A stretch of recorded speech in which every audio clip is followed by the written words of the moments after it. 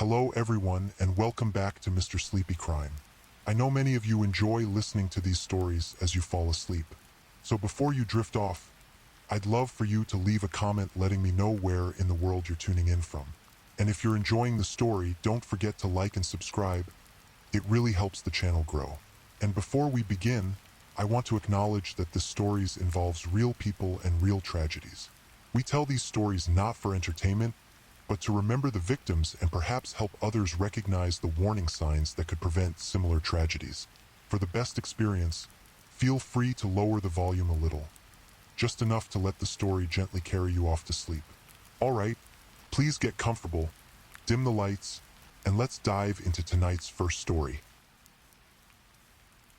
Tonight, we journey to the small college town of Mount Pleasant, Michigan, where in the autumn of 2012, a Halloween night would forever change a community's sense of safety. This is the story of Rebecca Gay, a young mother whose trust in someone she considered a spiritual guide would lead to unthinkable tragedy. As you settle in for the night, let me take you through this case with care and respect for those affected. Sometimes the most chilling crimes come not from strangers lurking in shadows, but from those we welcome into our lives, those we trust with our vulnerabilities, and those who wear masks not of Halloween, but of respectability. Mount Pleasant, Michigan, sits in the heart of Isabella County, a town of about 26,000 people that swells with students when Central Michigan University is in session. It's the kind of place where neighbors still know each other, where small churches serve as community centers, and where Halloween means children trick-or-treating safely through familiar neighborhoods.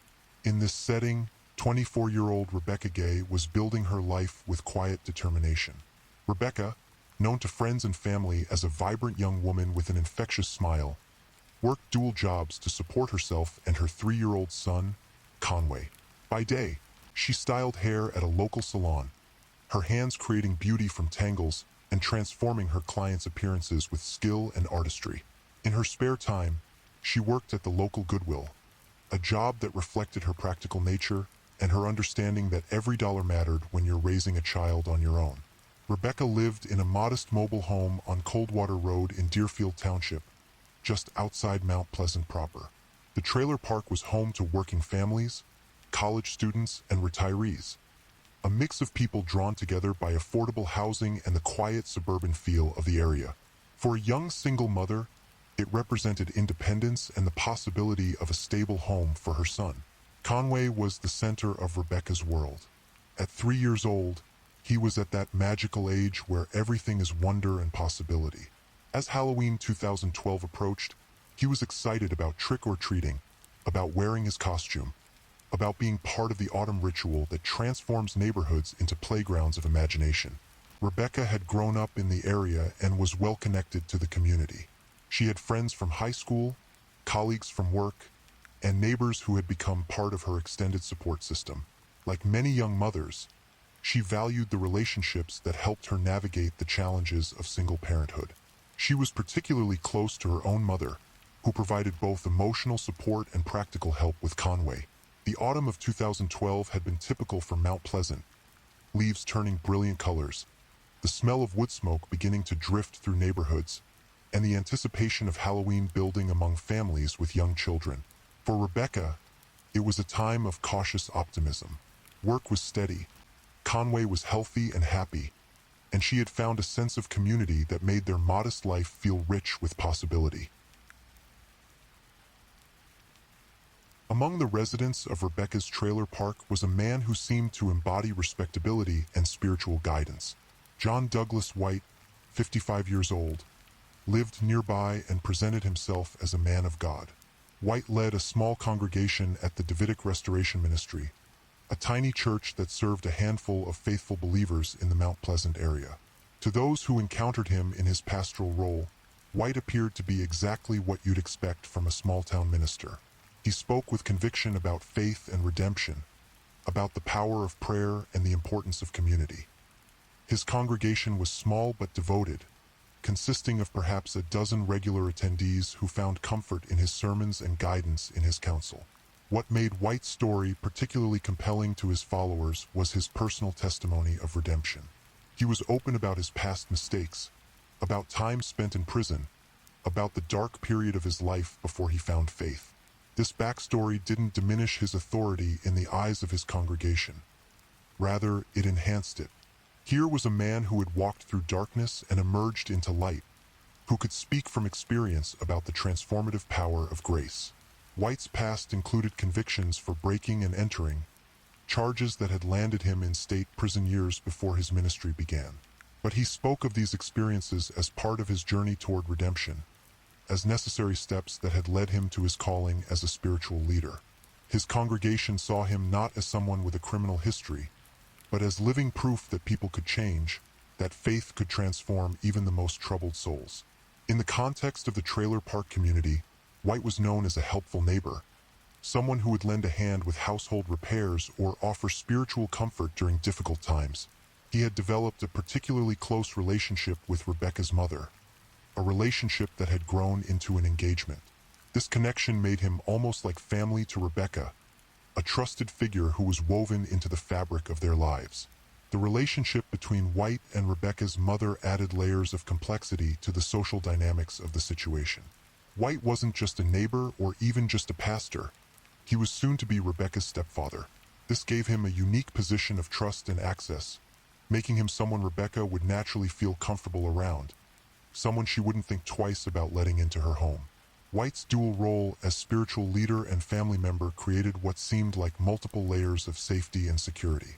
Here was a man who had dedicated his life to serving God, who was committed enough to Rebecca's mother to want to marry her, who had overcome his own troubled past to become a pillar of the small community. From every external perspective, John White appeared to be exactly the kind of person you'd want in your corner. But beneath this carefully constructed exterior, something far more sinister was taking root.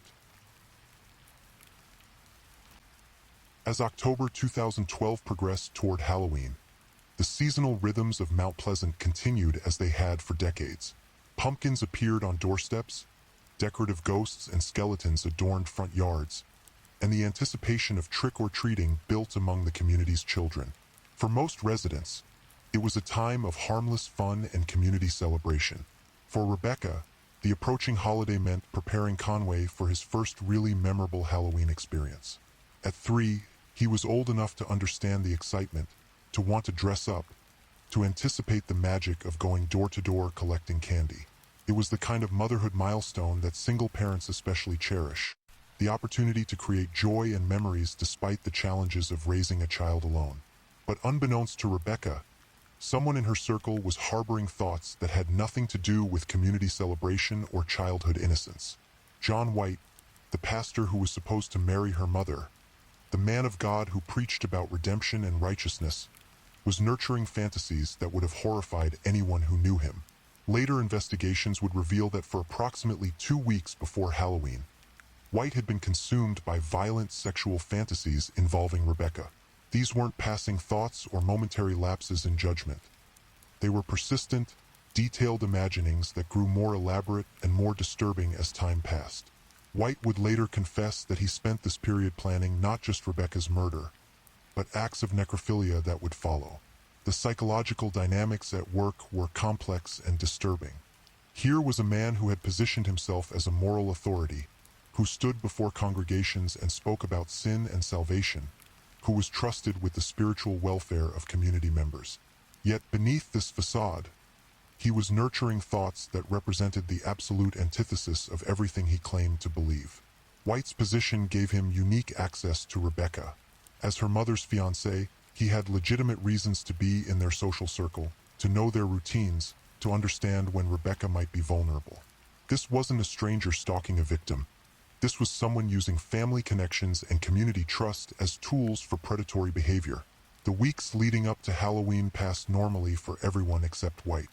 Rebecca went about her routine, working at the salon, spending time with Conway, preparing for the holiday. Her mother continued planning her future with the man she believed was a transformed soul dedicated to serving God. The small congregation at Davidic Restoration Ministry continued to find comfort in their pastor's sermons. Meanwhile, White was methodically planning murder. The psychological compartmentalization required for this level of deception is difficult to comprehend. He continued his pastoral duties, maintained his relationship with Rebecca's mother, and presented himself as a trustworthy community member, all while nurturing violent fantasies about someone who trusted him implicitly. As Halloween approached, White's planning became more concrete. He wasn't just fantasizing anymore. He was preparing to act.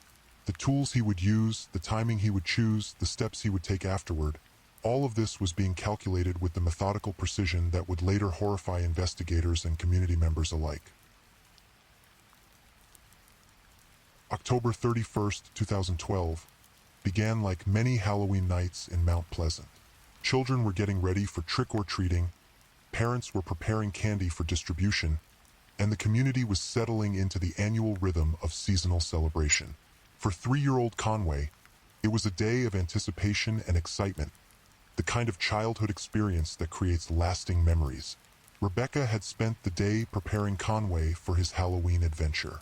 She had helped him into his costume, made sure he understood the rules of trick-or-treating, and planned their evening route through the neighborhood. It was the kind of normal, loving parenting that single mothers do every day, creating magic for their children despite the challenges of managing everything alone. As evening approached and trick-or-treating wound down, Rebecca and Conway returned to their trailer on Coldwater Road. Conway, exhausted from the excitement and sugar rush of Halloween, was ready for bed. Rebecca went through their usual evening routine, helping him out of his costume, getting him washed and ready for sleep, reading him a story or singing a lullaby. By the time Conway was settled in his bedroom, it was late evening. The trailer park was quiet, with most children safely tucked into bed and adults either settling in for the night or heading out for Halloween parties. It was the kind of peaceful end to a community celebration that residents had experienced countless times before. What happened next would shatter that sense of normalcy forever. Sometime in the early morning hours of November 1st, John White made his way to Rebecca's trailer. He would later tell investigators that he had been drinking 4 or 5 beers, he claimed, before deciding to act on the violent fantasies he had been nurturing for 2 weeks. The alcohol, he would suggest, impaired his judgment and made him unable to control his impulses. White entered Rebecca's home with the tools of murder, a rubber mallet and cable ties. These weren't weapons of passion or opportunity. They were implements chosen specifically for the crime he intended to commit. The mallet would be used to render Rebecca unconscious, while the cable ties would strangle her. This wasn't a spontaneous act of violence. It was a premeditated murder carried out with deliberate brutality. Conway was asleep in his bedroom when White began his attack on his mother. The 3-year-old remained unconscious throughout the violence that followed, a small mercy in a night that contained no other compassion. White struck Rebecca repeatedly with the rubber mallet, rendering her unconscious before placing the cable tie around her neck and tightening it until she died. After murdering Rebecca, White dragged her body to the kitchen and removed her clothes. The sexual assault that followed was exactly what he had been fantasizing about for weeks. An act of necrophilia that represented the complete degradation of someone who had trusted him as family. White's actions after the murder demonstrated the same methodical planning that had characterized the weeks leading up to the crime. He wrapped Rebecca's body in garbage bags, loaded it into his vehicle, and drove to a remote location where he dumped it in a ravine. He returned to clean up evidence from the trailer, attempting to remove traces of the violence that had occurred. Perhaps most chillingly, White then returned to Conway's bedroom and helped the sleeping child into his Halloween costume. When Conway woke up, confused and looking for his mother, White told him that Rebecca had gone out and that he was there to take care of him. The image of this killer dressing a murdered woman's child in his Halloween costume while her body lay in a ravine represents a level of psychological detachment that defies comprehension. When Rebecca failed to show up for work the next day, her absence immediately raised alarms among friends and family. This wasn't like her. Rebecca was reliable, responsible, and deeply committed to both her jobs. Single mothers, especially, couldn't afford to miss work without notice. Her coworkers at the hair salon tried calling her cell phone, but got no response. Rebecca's mother was equally concerned. She tried reaching her daughter throughout the day, growing more worried with each unanswered call. When she couldn't reach Rebecca by phone, she decided to drive to the trailer on Coldwater Road to check on her daughter and grandson in person. What she found when she arrived sent immediate chills through her. Conway was there, but he was being cared for by John White. The little boy seemed confused and kept asking for his mother, but White explained that Rebecca had gone out early that morning and asked him to watch Conway. The story was plausible. After all, White was family, someone Rebecca would trust with her son's care. But Rebecca's mother knew her daughter too well to accept this explanation without question. Rebecca would never leave Conway for an extended period without telling anyone where she was going. She certainly wouldn't miss work without calling in. And she absolutely wouldn't stay out overnight without making arrangements for her son's care that extended beyond the morning hours. By November 2nd, less than 48 hours after anyone had seen Rebecca, her family was convinced that something was seriously wrong. They contacted the Isabella County Sheriff's Office to report her missing. The initial police response treated this as a standard missing person case, but investigators began gathering information that would soon suggest something far more sinister. White, meanwhile, was playing the role of concerned family member with disturbing effectiveness. He joined in the search efforts, helped distribute missing person flyers, and even asked his small congregation to pray for Rebecca's safe return.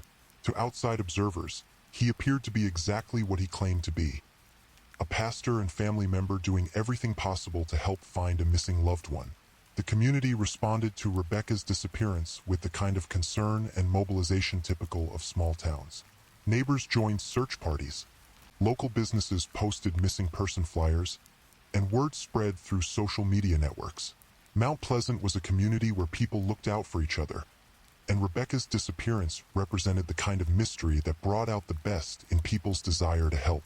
But as the days passed with no sign of Rebecca, the initial hope that she might have simply gone away for a few days began to fade. Her car was still at the trailer. Her personal belongings were still there. Most tellingly, she had left behind Conway, something that everyone who knew her agreed she would never do voluntarily. The investigation began to focus more intensively on the circumstances of Rebecca's disappearance. Investigators interviewed neighbors, co-workers, and family members, trying to piece together her last known activities and identify anyone who might have information about where she could have gone. White was interviewed as part of this process, but initially as a witness rather than a suspect. He was, after all, the person who had been caring for Conway when Rebecca's mother arrived. His story, that Rebecca had asked him to watch her son while she went out, seemed to make him a helpful family member rather than someone to be suspicious of. As the investigation into Rebecca's disappearance intensified, small inconsistencies in White's story began to emerge. While his account of events seemed plausible on the surface, closer examination revealed details that didn't quite fit together. Investigators began looking more carefully at White's background, and what they found was troubling. Yes, he was a pastor, and yes, he was engaged to Rebecca's mother. But his criminal history extended beyond the breaking and entering charges he had been open about. There were patterns of behavior that suggested someone capable of deception and violence, someone whose redemption story might be more performance than reality. White's behavior during the search efforts also began to seem suspicious to some observers. While he appeared concerned and helpful, there were moments when his responses seemed slightly off, times when his emotions didn't quite match the gravity of the situation. These weren't obvious red flags, but they were enough to make experienced investigators take a closer look. The timeline of events was also problematic. White claimed that Rebecca had asked him to watch Conway early in the morning of November 1st, but witnesses who knew Rebecca's routines found this explanation unlikely. She was a careful, responsible mother who would have made more formal arrangements if she planned to be away from her son for any extended period. More concerning was the physical evidence from Rebecca's trailer. While White claimed she had left of her own accord, investigators found signs that something violent might have occurred there. There were indications of a struggle, traces of blood, and other forensic evidence that suggested the trailer had been cleaned in an attempt to remove evidence of a crime. As investigators dug deeper into White's background and behavior, they discovered another disturbing element: his internet search history. In the days and weeks leading up to Rebecca's disappearance, White had been researching topics related to murder, body disposal, and necrophilia. These searches painted a picture of someone who had been planning violence, not someone who was simply a concerned family member. The psychological pressure of the investigation began to take its toll on White. While he continued to maintain his innocent facade in public, people close to him noticed changes in his behavior. He seemed more agitated, more distracted, more prone to emotional outbursts that seemed inconsistent with his pastoral persona. Meanwhile, the search for Rebecca continued with increasing desperation. Volunteers scoured wooded areas around Mount Pleasant, checked abandoned buildings, and followed up on tips that came in from community members. The longer she remained missing, the more likely it became that they were looking for a body rather than a living person. Conway remained in the care of his grandmother, but the little boy's questions about his mother were becoming harder to answer. At 3 years old, he couldn't understand why his mother hadn't come home, why all these people were looking for her, why everyone seemed so worried. His innocent questions served as constant reminders of what was at stake in this investigation. On November 8, 2012, exactly 1 week after Rebecca was reported missing, the investigation reached its climax. Under intense questioning by Isabella County Sheriff's detectives, John Douglas White finally broke down and confessed to murdering Rebecca Gay. The confession was both shocking and disturbing in its detail. White admitted that he had been fantasizing about killing Rebecca and having sex with her dead body for approximately 2 weeks before Halloween. He described these fantasies with a clinical detachment that horrified the investigators, speaking about rape and murder as if they were abstract concepts rather than the destruction of a human life.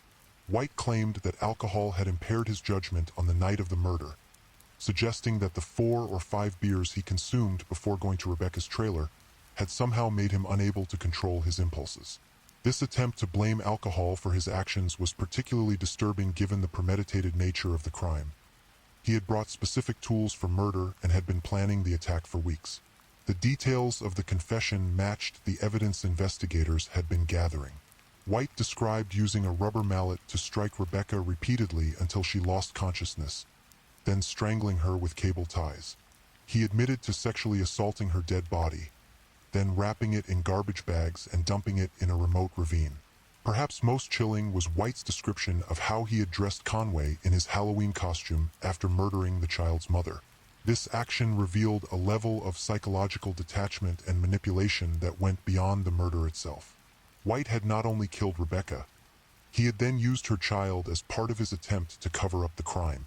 White led investigators to the location where he had dumped Rebecca's body, a wooded ravine several miles from the trailer park. The recovery of her remains confirmed the details of his confession and provided the physical evidence needed to support murder charges. The arrest sent shockwaves through the Mount Pleasant community. People who had known White as a pastor, who had trusted him with their spiritual guidance, who had seen him as a pillar of the community, struggled to reconcile his public persona with the reality of what he had done. Members of his small congregation were devastated, forced to confront the possibility that they had been deceived by someone they had trusted completely. For Rebecca's family, the confession brought both relief and additional trauma. Relief that they finally knew what had happened to her, that the uncertainty was over, that Conway would not spend years wondering where his mother had gone.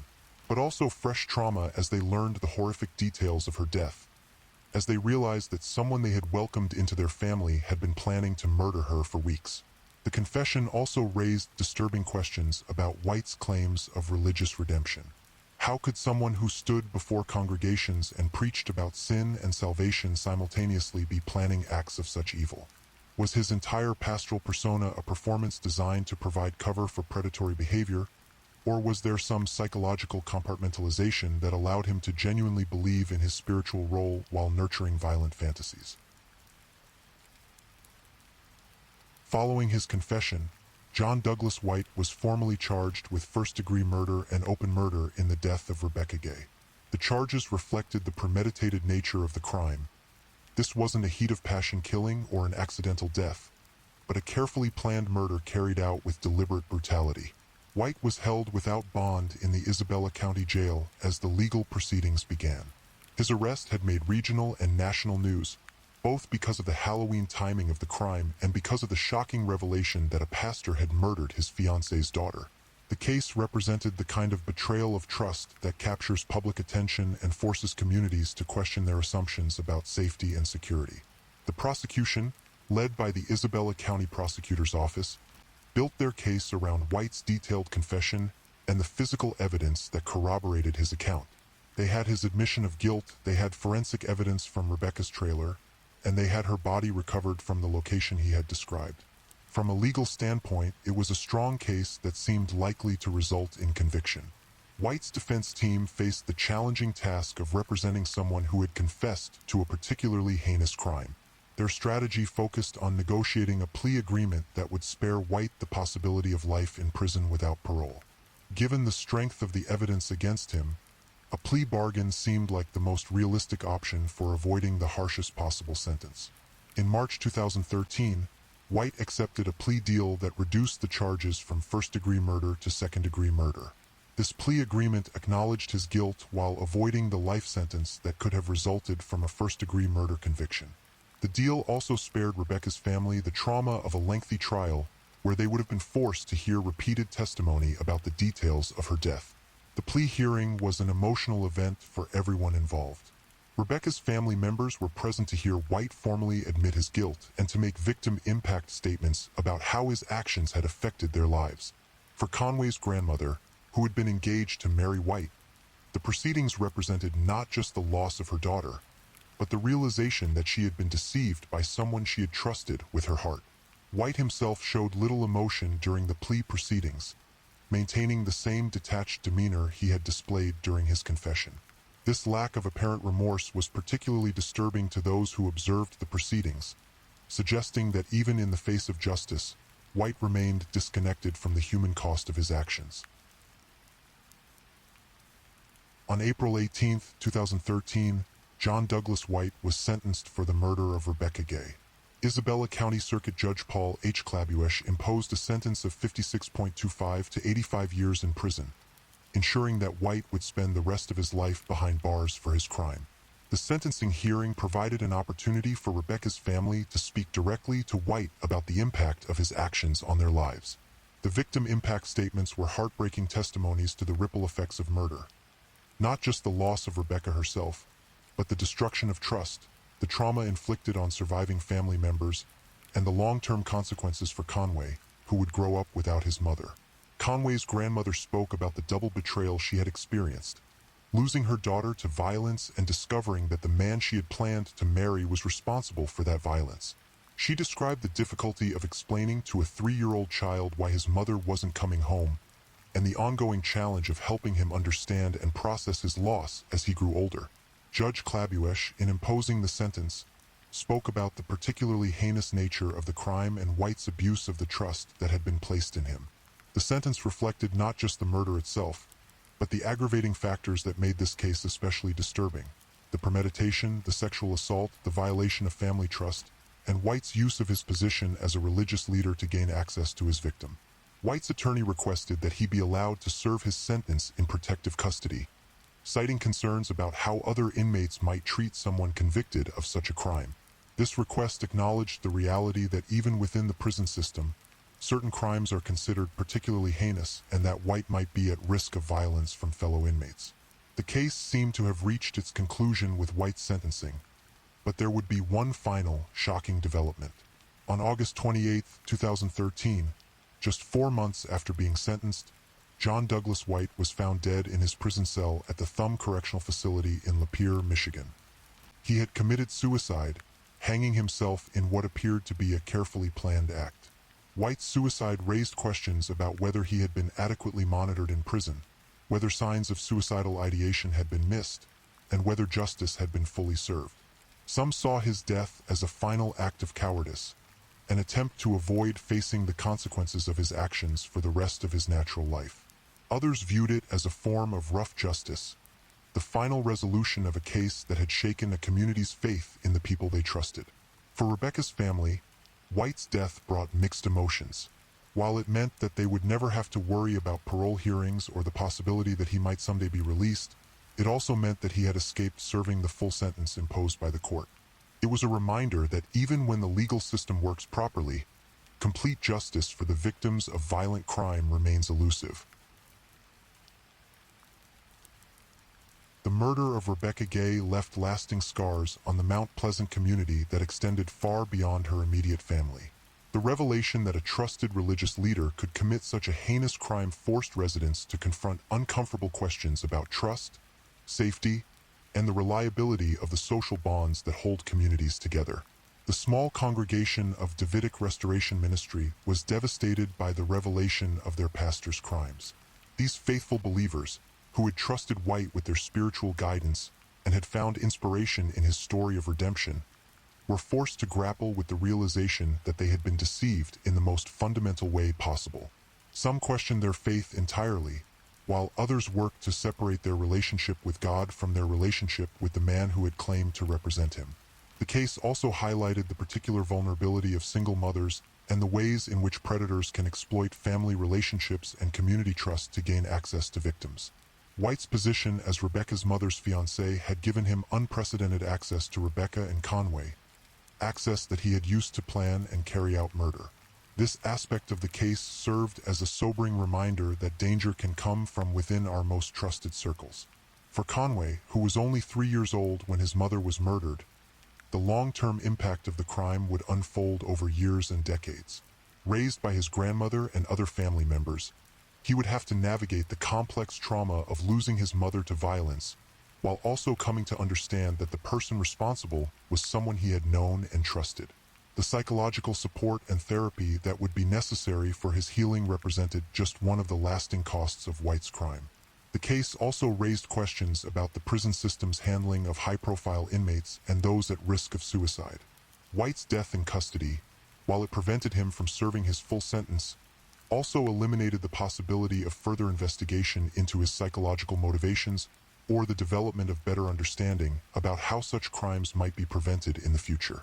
Local law enforcement used the case as a learning opportunity, examining how the investigation had unfolded and whether there were ways to identify similar risks more quickly in future cases. The combination of domestic relationships, religious authority, and sexual violence presented a complex investigative challenge that provided valuable insights for handling similar cases. The broader community of Mount Pleasant slowly began the process of healing and moving forward. Halloween celebrations returned to their normal character, though some residents would always remember the holiday as the anniversary of tragedy rather than innocent fun. The trailer park on Coldwater Road continued to house working families and students, though the specific location of Rebecca's home would always carry the weight of memory for those who knew her story. Media coverage of the case helped raise awareness about the particular risks posed by those who use positions of trust and authority to access victims. The story was featured in various true crime programs and podcasts, serving as a cautionary tale about the importance of thorough background checks for those in positions of authority and the need for communities to remain vigilant about protecting their most vulnerable members. As we come to the end of this story, it's important to remember that beyond the shocking details of betrayal and violence, this case is ultimately about the loss of a young woman who was just beginning to build her life. Rebecca Gay was 24 years old when she died, a single mother working hard to provide for her son, someone who had trusted the wrong person with catastrophic consequences. Rebecca's life was cut short just as she was finding her footing as an independent adult and devoted mother. She had dreams and plans, people who loved her, and a future that should have included watching Conway grow up, celebrating his milestones, and building the kind of stable, loving home that every child deserves.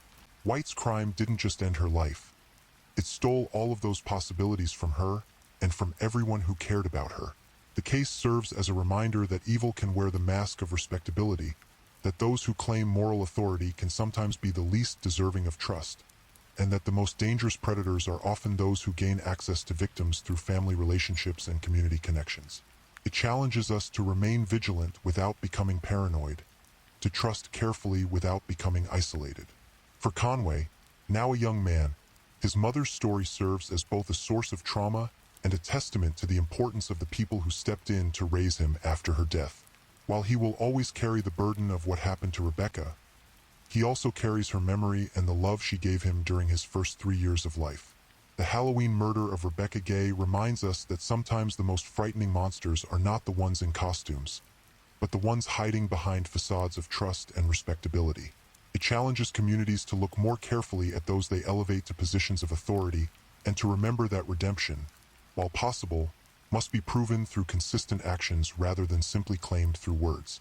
As you settle into sleep tonight, remember Rebecca not just as a victim of violence, but as a young woman who loved her son, who worked hard to build a life for both of them, and whose memory deserves to be honored by our commitment to protecting others who might find themselves in similar situations of vulnerability and trust. Please, if this is your first time listening to one of our true crime stories, welcome to the channel, where we explore these cases in a calm and respectful way. I also want to take a moment to appreciate my amazing subscribers who've been rocking with me. Thank you so much for your continued support. If you're still awake and listening, drop a comment. Let me know where you're tuning in from and the current time in your corner of the world, or just say something to let me know you're still here. And if you haven't already, be sure to like this video and subscribe so you don't miss our next true crime stories for sleep. Now, let's move on to our second story. Story 2. Tonight, we're traveling to the small community of Robinson, Texas, just outside Waco, where what appeared to be a picture-perfect marriage would end in tragedy on a cold November morning in 2005. This is the story of Keith and Darlene Gentry, a tale that begins with high school sweethearts and ends with questions that still linger today. So, let me tell you about a case that would shake a tight-knit Texas community to its core. In the heart of Texas, where Friday night football games and church on Sunday define the rhythm of life, Keith and Darlene Gentry seem to have it all. Keith, known to his friends and family as a gentle soul with an easy smile, worked steadily to provide for his family. Darlene, once crowned homecoming queen in her high school days, carried herself with the kind of grace that turned heads when she walked into a room. The couple had built what many would consider the American dream in their modest home in Robinson, a small city of about 10,000 people where everyone knew their neighbors and front doors often remained unlocked. They had 3 beautiful children together, and from the outside looking in, the Gentrys appeared to be living proof that high school sweethearts could make it work in the long run. But as we so often discover in these stories, the facade of perfection can hide the most devastating secrets. Keith, at 31 years old, was the kind of man who took his responsibilities seriously. He worked hard to support his family, always putting their needs before his own. Those who knew him described him as someone who would give you the shirt off his back if you needed it. He loved his children deeply and, by all accounts, remained devoted to Darlene despite the challenges that had begun to creep into their marriage. Darlene, also 31, had maintained much of the beauty that had earned her that homecoming crown years earlier. She was known for her impeccable appearance, always put together, always looking like she'd stepped out of a magazine. But maintaining that image came at a cost, one that Keith was increasingly struggling to bear. As 2005 progressed, the fairy tale was beginning to show signs of strain. Financial pressures weighed heavily on the household. Darlene had expensive tastes, a love of shopping that had become increasingly difficult to sustain on Keith's income alone. Credit card bills piled up, and the stress of their mounting debt began to take its toll on their relationship. Friends and family would later recall noticing subtle changes in the dynamics between Keith and Darlene. Where once there had been easy affection and shared laughter, now there seemed to be tension simmering just beneath the surface. Keith appeared more stressed, more worn down by the constant pressure to provide the lifestyle that Darlene felt she deserved. The couple had life insurance policies on each other, a common practice for married couples with children, but one that would later take on sinister significance. Keith's policy was substantial enough to solve their financial problems and then some. In the world of true crime, we know that large life insurance policies can sometimes transform from safety nets into motives for murder. But in early November 2005, to the outside world, the Gentrys were still just another family trying to make ends meet in small-town Texas. Keith went to work each day, came home to his wife and children each night, and probably fell asleep believing that whatever problems they faced, they would work through them together. He had no way of knowing that November 9th, 2005, would be his last day on Earth. The morning of November 9th, 2005, dawned cold and gray in Robinson, Texas. At 6:11 a.m., the emergency dispatch center received a call that would change everything. The voice on the other end of the line belonged to Darlene Gentry, and she was reporting what appeared to be a home invasion gone wrong. "My husband has been shot," she told the operator, her voice carrying the kind of panic you'd expect from someone who had just discovered their spouse bleeding and unconscious. "There are guns missing from our house. I think someone broke in." The story Darlene told was simple but terrifying. She had awakened to find their home had been burglarized, with several firearms missing from their gun safe. Most horrifying of all, she had discovered Keith in their bedroom, lying in a pool of blood with foam coming from his mouth. He had been shot in the head. Emergency responders raced to the Gentry home, their sirens cutting through the quiet morning air of the residential neighborhood. When paramedics arrived, they found Keith Gentry exactly as Darlene had described. Unconscious, critically wounded, clinging to life by the thinnest of threads. Keith was immediately rushed to the hospital, where doctors worked desperately to save his life. But the damage was too severe. Within hours, Keith Gentry would be pronounced brain dead, leaving behind 3 children who would grow up without their father. But even as Keith fought for his life in that hospital bed, investigators were beginning to piece together a very different version of events than the one Darlene had provided in her frantic 911 call. When police officers arrived at the Gentry home that morning, they came prepared to investigate a home invasion and attempted murder. What they found instead was a crime scene that didn't quite match the story they'd been told. Within 7 minutes, just 7 minutes, of arriving at the scene, the responding officers were already beginning to have serious doubts about Darlene's version of events. The house, while missing some firearms, didn't show the typical signs of a violent break-in. There were no broken windows, no forced entry points, no signs of a struggle anywhere except in the bedroom where Keith had been found. The gun safe, according to Darlene, had been broken into and several weapons stolen. But investigators noticed something odd. The safe didn't appear to have been forced open. Someone had known the combination or had access to the key. In a household where Darlene would have had just as much access to that information as Keith, this detail raised immediate red flags. More troubling still were the inconsistencies in Darlene's statements. As officers questioned her about the sequence of events, her story seemed to shift and change. First, she had awakened and immediately noticed the missing guns. Then, in a later telling, she had discovered Keith first and only noticed the missing firearms afterward. Small details, perhaps, but in the world of criminal investigation, these kinds of inconsistencies often point to deception. The crime scene itself told a story that didn't align with a random home invasion. Keith had been shot while lying in bed, likely while he was sleeping. There were no defensive wounds, no signs that he had tried to fight off an attacker. This suggested either complete surprise or, more ominously, that he had trusted whoever had entered that bedroom in the early morning hours. As Keith lay dying in the hospital, investigators worked around the clock to piece together what had really happened in the Gentry home. They canvassed the neighborhood, looking for any signs of suspicious activity in the hours leading up to the shooting. They found none. No neighbors had reported seeing strangers in the area. No one had heard gunshots, despite the close proximity of houses in the residential neighborhood. For a violent home invasion that had supposedly resulted in a gunshot, the crime had been remarkably quiet and surgical. The missing firearms were another puzzle piece that didn't fit. Why would burglars break into a home, steal several guns, but leave behind other valuable items? Electronics, jewelry, cash, all remained untouched. It seemed as though whoever had entered the Gentry home had been interested in only one thing, those specific weapons. But the most damaging evidence against Darlene's story came from the forensic analysis of the crime scene. Blood spatter patterns, gunshot residue, and the trajectory of the bullet all suggested a scenario very different from what she had described. The physical evidence indicated that Keith had been shot at close range while lying in bed, most likely by someone standing over him.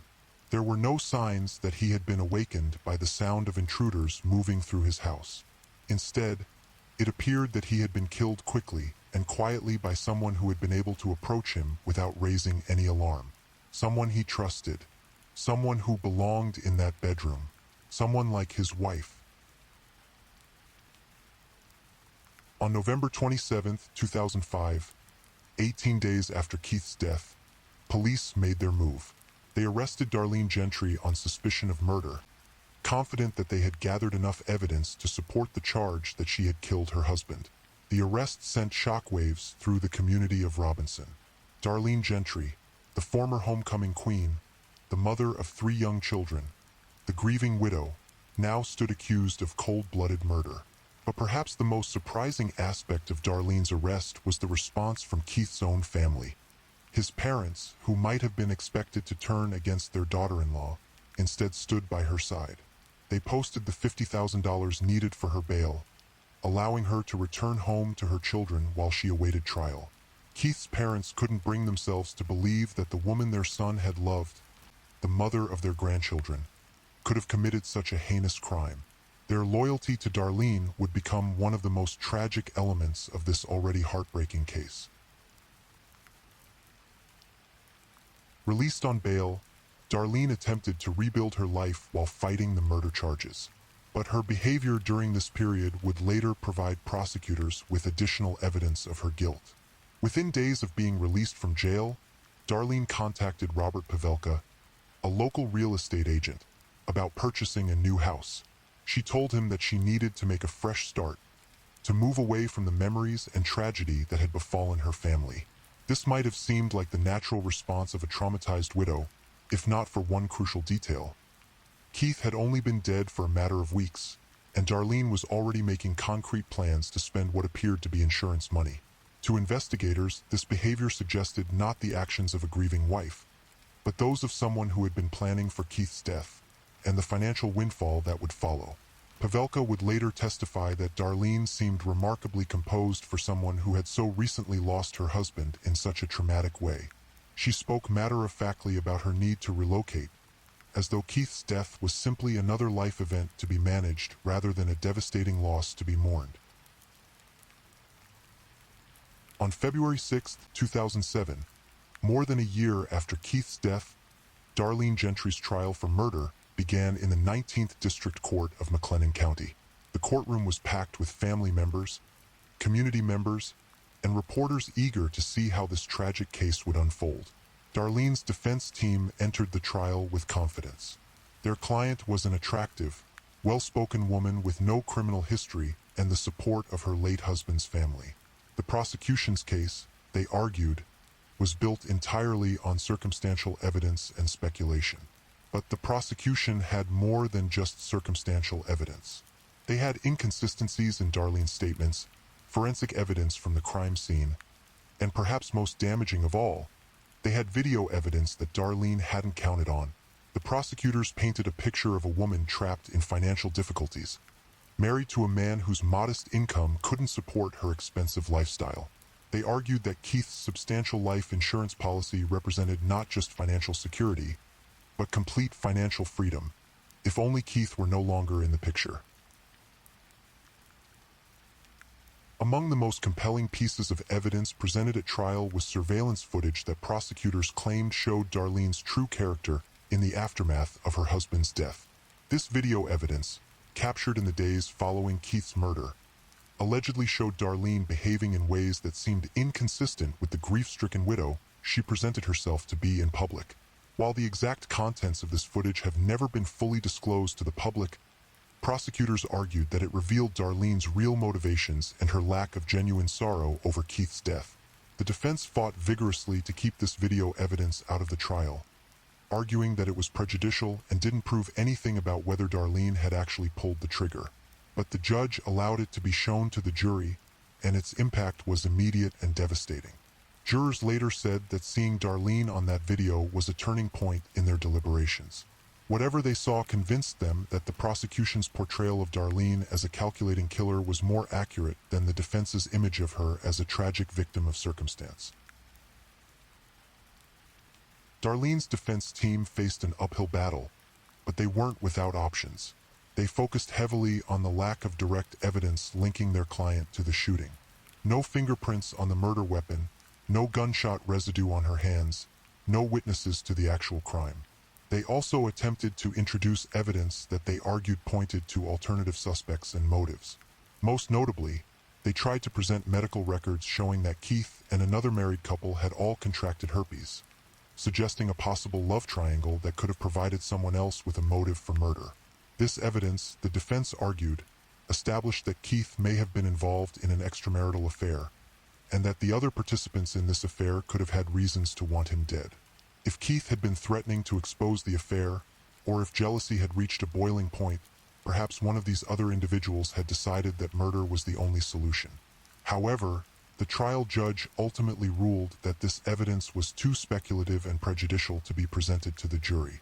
The defense's attempt to shift suspicion to third parties was largely unsuccessful, leaving them to rely primarily on creating reasonable doubt about the prosecution's timeline and evidence.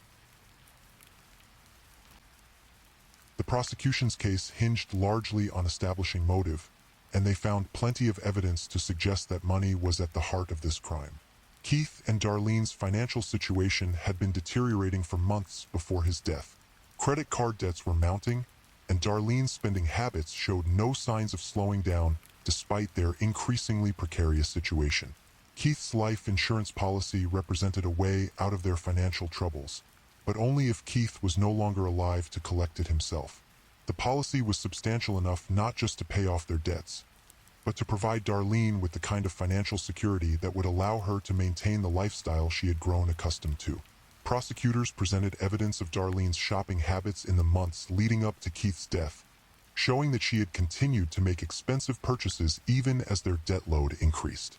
They argued that she had become so accustomed to spending freely that the idea of scaling back her lifestyle was unthinkable. In their version of events, Keith's murder wasn't a crime of passion, but a cold, calculated business decision.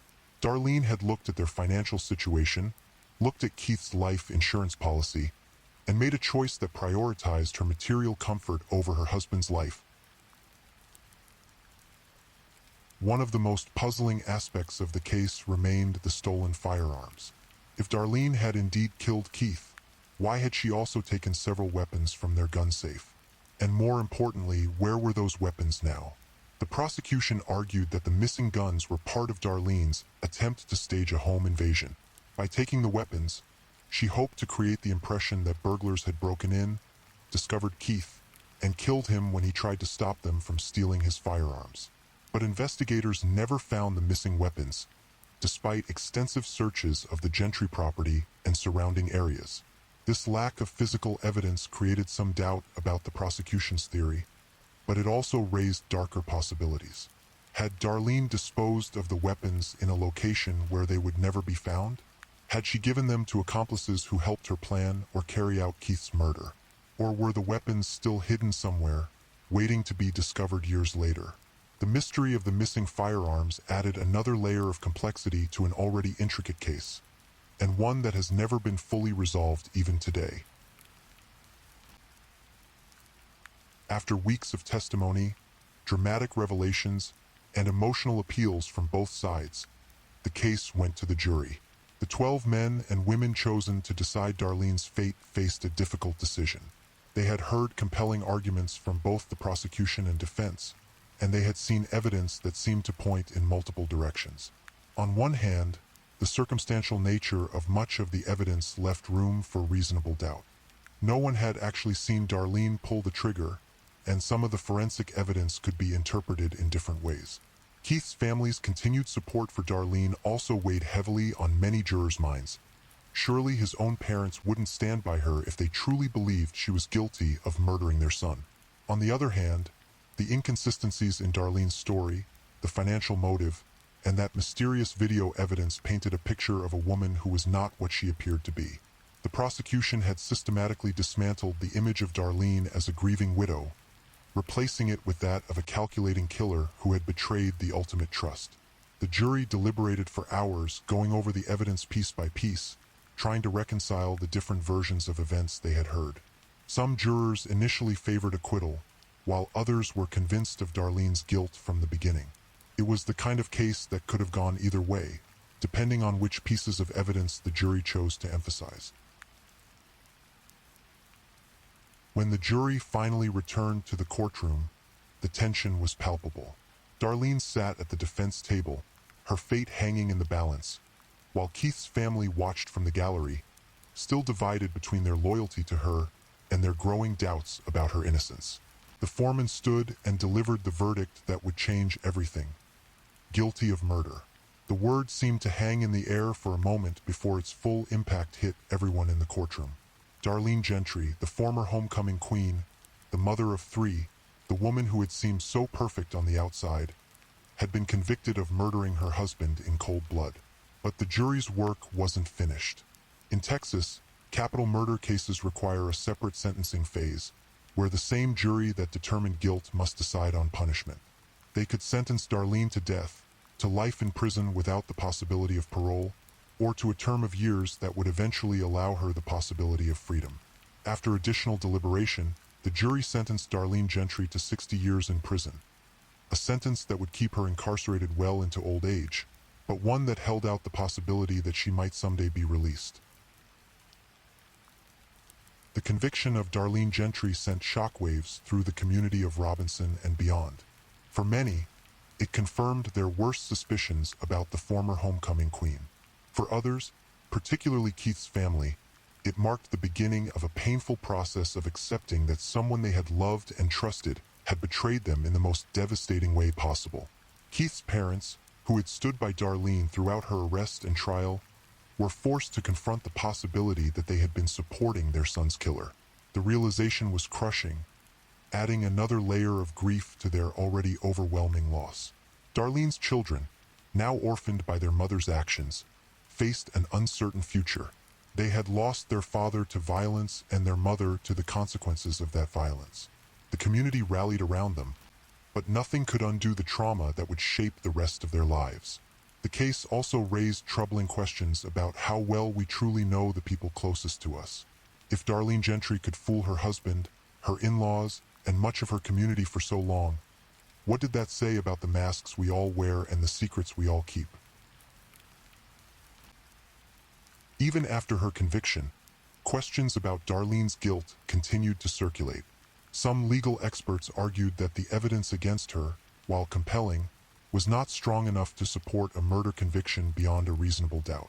Darlene's defense team immediately began working on appeals, arguing that she had not received a fair trial. They pointed to the video evidence that had been allowed over their objections, the exclusion of evidence about Keith's alleged affair, and various other trial decisions that they claimed had prejudiced the jury against their client. In their appeals, Darlene's lawyers raised a compelling question. If the evidence against her was so strong, why had Keith's own family continued to support her throughout the trial? They argued that the people who knew both Keith and Darlene best, his parents, had never believed she was capable of murder. The appeals process would drag on for years, with Darlene's attorneys filing motion after motion, trying to find some legal grounds for overturning her conviction or at least securing a new trial. Each appeal was met with resistance from prosecutors who remained convinced they had gotten the right person. Years after the trial, new questions emerged about the physical evidence in the case. Darlene's appellate attorneys focused particularly on DNA evidence and other forensic materials that they argued had not been properly tested or analyzed during the original investigation. They pointed to a .22 caliber shell casing that had been found in the Gentry kitchen trash can, arguing that this piece of evidence could hold the key to proving Darlene's innocence. If DNA or fingerprint evidence on this shell casing pointed to someone else, it could completely change the narrative of the case. The attorneys also raised questions about gloves that had been found at the scene, suggesting that proper DNA testing of these items could reveal the true identity of Keith's killer. They argued that the original investigation had been rushed to judgment, focusing too quickly on Darlene as a suspect and failing to thoroughly investigate other possibilities. These forensic challenges led to a writ of habeas corpus hearing, where Darlene's fate would be reconsidered in light of potentially new evidence. The hearing represented her best hope for freedom, but it also highlighted how much uncertainty still surrounded the case even years after her conviction. The Darlene Gentry case had a lasting impact on the community of Robinson, creating divisions that persisted long after the trial ended. Some residents remained convinced of her guilt, pointing to the jury's verdict and the mountain of circumstantial evidence that had been presented at trial. Others, however, began to have doubts. They wondered if a rush to judgment had led to the conviction of an innocent woman, leaving the real killer free to potentially strike again. These doubts were fueled by the ongoing appeals process and the questions raised about the quality of the original investigation. The case became something of a local obsession, with residents following every development in Darlene's appeals and debating the evidence among themselves. Coffee shops and community gatherings became forums for discussing the case, with opinions often divided along lines that had more to do with personal feelings about Darlene than with the actual evidence. For Keith's family, this ongoing controversy was particularly painful. They wanted closure and justice for Keith, but the continuing questions about Darlene's guilt made it difficult to move forward with their grief. Every new appeal, every new legal motion, reopened wounds that had barely begun to heal. As the years passed and Darlene's appeals continued, the case raised fundamental questions about the nature of justice and the reliability of the criminal justice system. Had Darlene Gentry received a fair trial, or had she been convicted based on prejudice and circumstantial evidence? Those who believed in her guilt pointed to the totality of the evidence: the financial motive, the inconsistencies in her story, the suspicious behavior after Keith's death, and the damaging video evidence. They argued that while no single piece of evidence was overwhelming, taken together, they painted a clear picture of premeditated murder. Those who questioned her conviction, however, focused on the gaps in the prosecution's case.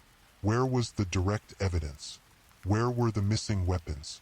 Why had Keith's family continued to support her if they truly believed she was guilty? They argued that reasonable doubt should have been enough to prevent conviction. The case also highlighted problems with how domestic violence and spousal murder cases are investigated and prosecuted. Some critics argued that authorities were too quick to assume that a wife must be guilty when her husband dies under suspicious circumstances, while others countered that domestic violence is unfortunately common and that investigators had good reason to focus on Darlene as a suspect.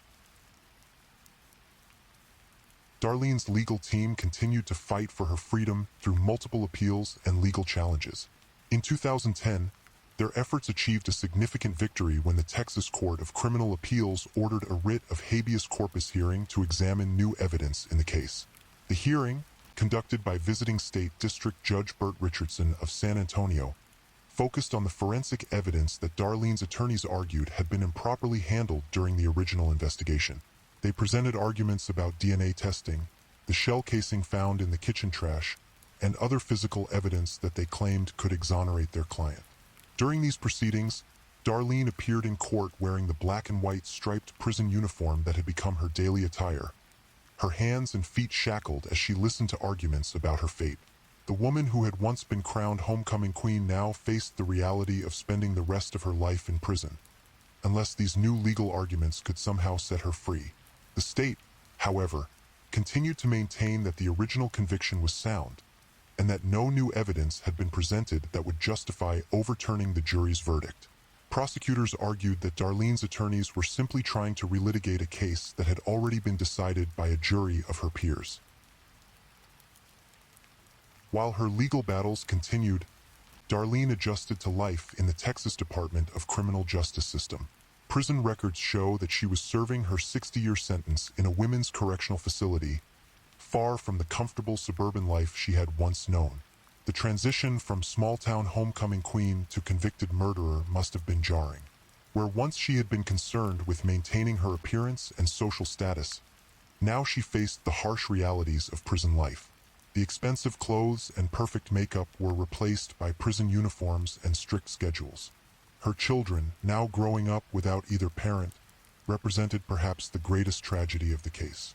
They had lost their father to violence and their mother to the consequences of that violence, leaving them to be raised by extended family members who struggled to make sense of what had happened to their family. For Darlene, the knowledge that her children were growing up without her must have been particularly difficult to bear, whether she was guilty of Keith's murder or not. If she was innocent, she was not only suffering the injustice of wrongful imprisonment, but also missing precious years of her children's lives. If she was guilty, she faced the knowledge that her actions had destroyed not just Keith's life, but the lives of their children as well.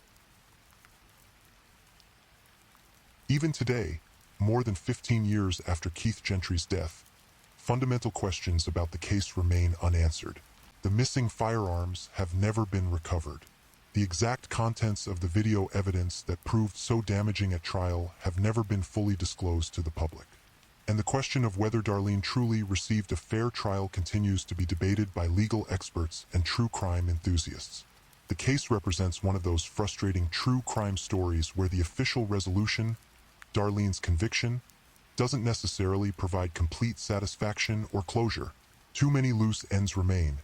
Too many questions are left unanswered for everyone to feel completely confident that justice was truly served. Did Darlene Gentry kill her husband Keith in cold blood for insurance money, as prosecutors argued? Or was she the victim of a rush to judgment by investigators who were too eager to close a difficult case? The truth may be lost forever in the complexity of the evidence and the passage of time. What we do know is that Keith Gentry, a hardworking father of 3, died violently in his own bedroom on a November morning in 2005. His death destroyed a family, divided a community, and raised questions about trust, betrayal, and the nature of justice that persists to this day. The murder of Keith Gentry serves as a reminder of how quickly lives can be destroyed and families torn apart. In the space of a few hours on November 9, 2005, 3 children lost their father, parents lost their son, and a community lost its sense of security. The case also highlights the devastating ripple effects of violent crime. Keith's death was just the beginning of the tragedy. His children faced trauma that would affect them for the rest of their lives. His parents endured not only the grief of losing their son, but also the betrayal of potentially being deceived by someone they had trusted and supported. Even Darlene's family faced their own form of devastation. Whether she was guilty or innocent, her conviction meant that her children had effectively lost both parents, and her extended family had to grapple with the possibility that someone they loved had committed an unthinkable crime. The community of Robinson, Texas, also bore scars from the case. The murder shattered the small town's sense of safety and security, reminding residents that violence could intrude even into the most seemingly peaceful neighborhoods. The ongoing controversy over Darlene's conviction continued to divide the community years after the trial ended. As we reach the end of the story, we're left with more questions than answers about what really happened in the Gentry home that November morning. The case serves as a reminder of the limitations of our justice system and the difficulty of determining truth when dealing with circumstantial evidence and complex human motivations. The prosecution painted a picture of Darlene as a cold, calculating killer who murdered her husband for financial gain. The defense portrayed her as a grieving widow who became the victim of an overzealous investigation. The jury believed the prosecution's version, but reasonable people continue to disagree about whether that verdict was correct. Perhaps the most troubling aspect of the case is how it demonstrates the fragility of the trust we place in those closest to us. Whether Darlene was guilty or innocent, the case forces us to confront the uncomfortable reality that we may never truly know the people we share our lives with. The person sleeping next to us, the person we trust with our deepest secrets, the person we believe loves us unconditionally. That person may be capable of betraying us in the most fundamental way possible. Keith Gentry went to sleep on November 8, 2005, probably never imagining that he wouldn't wake up the next morning. His death reminds us of how precious and fragile life is, and how quickly everything we take for granted can be swept away. The murder of Keith Gentry remains a case that divides opinion and challenges our assumptions about justice, truth, and the people we think we know. Darlene Gentry continues to serve her 60-year sentence, her appeals having been exhausted, her claims of innocence falling on deaf ears within the legal system. Whether she is a cold-blooded killer who deserves her punishment or a wrongly convicted woman who became the victim of circumstantial evidence and prosecutorial overreach, we may never know for certain.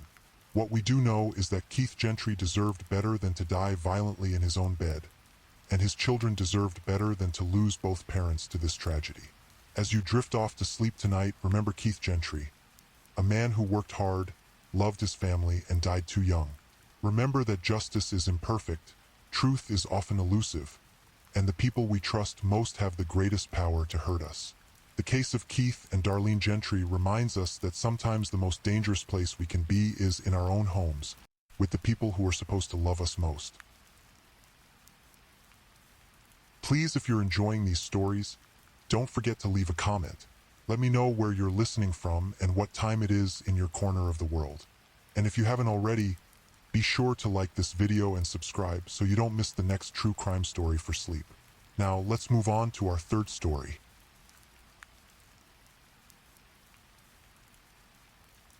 Story 3. Tonight, we delve into a case that shocked the city of Tulsa, Oklahoma, and raised difficult questions about domestic violence, self-defense, and the complexities of toxic relationships.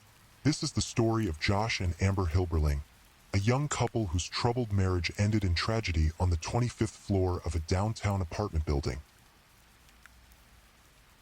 In the heart of Tulsa, Oklahoma, the skyline stretches upward with gleaming towers that pierce the prairie sky.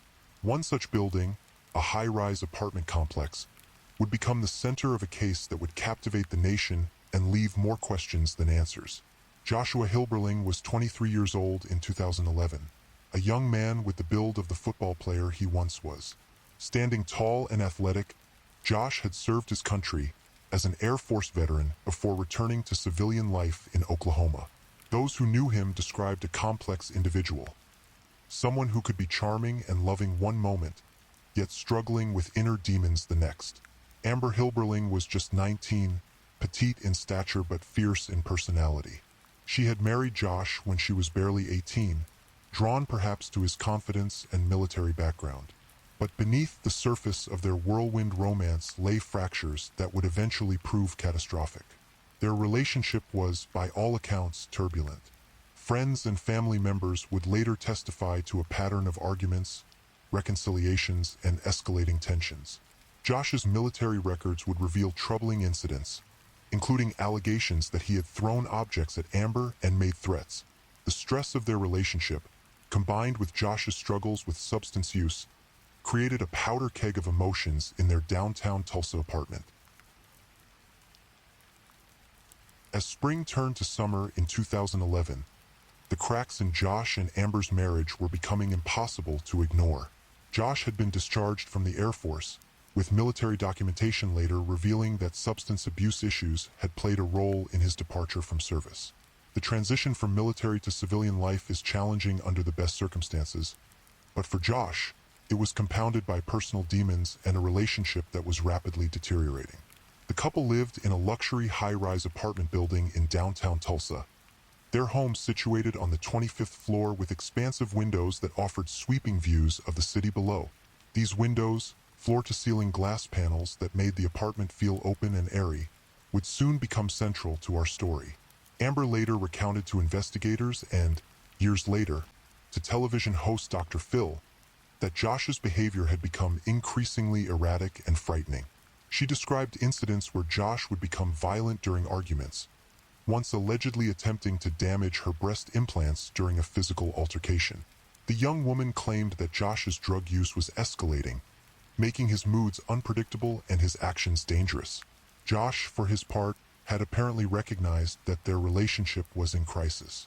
Court records would later reveal that he had filed for a protective order against Amber, a detail that would complicate the narrative of their final, fatal encounter. This legal action suggested that Josh, too, felt threatened, that perhaps the violence in their relationship flowed in both directions. The protective order painted a picture of mutual toxicity, where both partners felt unsafe and where accusations flew back and forth. It was a relationship trapped in a cycle of conflict, where love and fear had become dangerously intertwined. Tuesday, June 7, 2011, dawned warm and clear in Tulsa. It was an ordinary summer day in Oklahoma, the kind where the heat would build steadily as the sun climbed higher in the sky. For Josh and Amber Hilberling, it would be the last day they would spend together, and the last day of Josh's young life. The details of that morning and early afternoon remain somewhat murky, filtered through the trauma and legal proceedings that would follow. What is known is that Josh and Amber were together in their 25th floor apartment, and that tensions between them were running high. According to Amber's later testimony, an argument had erupted between them. The specifics of what triggered this final confrontation were never entirely clear. Perhaps it was about Josh's substance use, about their troubled marriage, or about the protective order he had filed.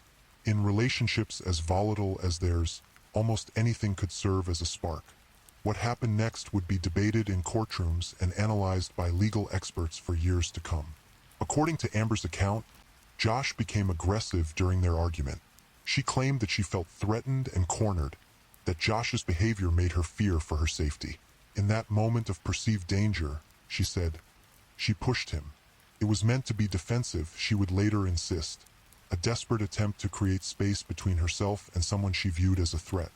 But the physics of the situation, the placement of that floor-to-ceiling window, and the force of her push would transform what she claimed was self-defense into something far more tragic.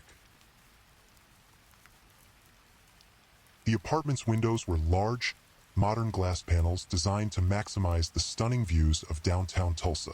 They were not meant to withstand the impact of a human body, especially not that of a man of Josh's size and build. When Amber pushed Josh during their argument, he stumbled backward toward one of these windows. Whether he was already off balance from their physical altercation, whether the push was harder than Amber later claimed, or whether it was simply a tragic confluence of circumstances, Josh went through the glass. 25 stories. That's how far Josh Hilberling fell on that June afternoon, his body breaking through the window and plummeting toward the concrete below. The apartment building was tall enough that residents on lower floors would have had just seconds to register the shadow falling past their own windows, if they noticed at all. Josh landed on the roof of the 8th floor parking garage, his body suffering catastrophic injuries from the impact. The medical examiner would later catalog the extensive damage. Broken bones in both arms and both legs, most of his ribs shattered, along with his sternum, pelvis, and neck. The internal injuries were equally severe. It was, by any measure, a horrific way to die. Emergency responders arrived within minutes of the fall, but there was nothing they could do. Josh Hilberling, the former Air Force serviceman and one-time football player, was pronounced dead at the scene. He was 23 years old. In the immediate aftermath of Josh's death, Amber's behavior would become a key point of scrutiny. Witnesses in the building reported hearing shouting from the apartment before the sound of breaking glass. When police arrived, they found Amber in a state that officers described as distraught, but some would later question whether her emotional response was consistent with someone who had just witnessed a tragic accident. The investigation moved quickly. The scene itself told a clear story. A broken window on the 25th floor, a body on the parking garage roof 17 floors below, and a young widow whose account of events would soon come under intense scrutiny. Amber initially told investigators that Josh had fallen accidentally during their argument. But as the investigation progressed and as police conducted more thorough interviews with Amber and reviewed evidence from the scene, inconsistencies began to emerge in her story. The breakthrough came when investigators conducted a more formal interview with Amber, one that was recorded and would later be played for a jury. During this interview, with family members present, Amber made what prosecutors would consider a crucial admission. She acknowledged that she had pushed Josh, that her actions had directly led to his fall through the window. "I pushed him," she reportedly said, the words that would seal her fate in the legal proceedings to come. Whether she intended those words as a confession of guilt or as an explanation of self-defense would become the central question in her murder trial. Following Amber's recorded admission, police arrested her and charged her with murder. The decision to file charges was not taken lightly. Domestic violence cases are often complex, with victims and perpetrators sometimes switching roles depending on the circumstances of any given incident. but prosecutors believed they had sufficient evidence to pursue a murder conviction. The fact that Josh had filed for a protective order against Amber suggested that he, too, had felt threatened in the relationship. The force required to push someone through a window, they argued, went beyond what could reasonably be considered self-defense. Amber was just 19 years old when she was arrested for her husband's murder. The case immediately attracted media attention, partly because of the dramatic circumstances. A young woman pushing her husband out of a 25th floor window, and partly because it highlighted the complex dynamics of domestic violence. The legal proceedings would drag on for nearly 2 years, as both sides prepared for what promised to be a contentious trial. Amber's defense team would argue self-defense, claiming that she had pushed Josh only after he became violent and threatening during their argument. The prosecution would counter that the force used and the circumstances of the push demonstrated intent to cause serious harm, even if Amber hadn't specifically intended for Josh to fall to his death. When Amber Hilberling's murder trial began in March 2013, the Tulsa courthouse was packed with observers eager to see how this tragic case would unfold. The prosecution and defense would present fundamentally different narratives about the events of June 7, 2011. The prosecution painted a picture of a volatile relationship where Amber had escalated from victim to aggressor. They presented evidence of the couple's troubled marriage, including Josh's military records that documented incidents of domestic conflict. But they also emphasized Josh's protective order against Amber, arguing that he had become the one who felt threatened in the relationship. Crime scene footage was shown to the jury, including the devastating images of Josh's body on the parking garage roof and the shattered window from which he had fallen. The medical examiner testified about the extensive injuries Josh had suffered, emphasizing the height of the fall and the violence of the impact. Perhaps most damaging to Amber's case was the recorded interview in which she admitted to pushing Josh. Prosecutors played this recording for the jury, arguing that it demonstrated her culpability in her husband's death. The defense, led by attorney Jason Corns, focused on self-defense. They argued that Amber had pushed Josh only because she feared for her own safety, that she was a small woman defending herself against a larger, threatening husband. They presented evidence of Josh's alleged violence toward Amber, including incidents documented in his military file. Amber herself took the stand in her own defense, a risky but necessary strategy given the recorded admission that prosecutors had used against her. She testified that Josh had become aggressive during their final argument, that she had pushed him only to create distance between them, and that she had never intended for him to fall through the window. Her testimony was emotional and detailed, but it would ultimately fail to convince the jury. The question was not whether Amber had pushed Josh. She had admitted that much, but whether that push constituted self-defense or something more culpable. After 3 days of testimony and deliberation, the jury reached their verdict. They found Amber Hilberling guilty of second-degree murder in the death of her husband. The conviction meant that the jury believed Amber's actions went beyond self-defense, even if they didn't find that she had specifically intended to kill Josh. Under Oklahoma law, second-degree murder doesn't require proof of intent to kill, only that the defendant's actions demonstrated a depraved mind or dangerous conduct that resulted in death. The jury apparently concluded that pushing someone toward a 25th floor window, regardless of the motivation, met that standard.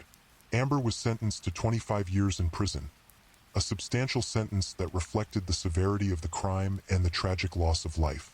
At just 21 years old at the time of sentencing, Amber faced the prospect of spending most of her young adulthood behind bars.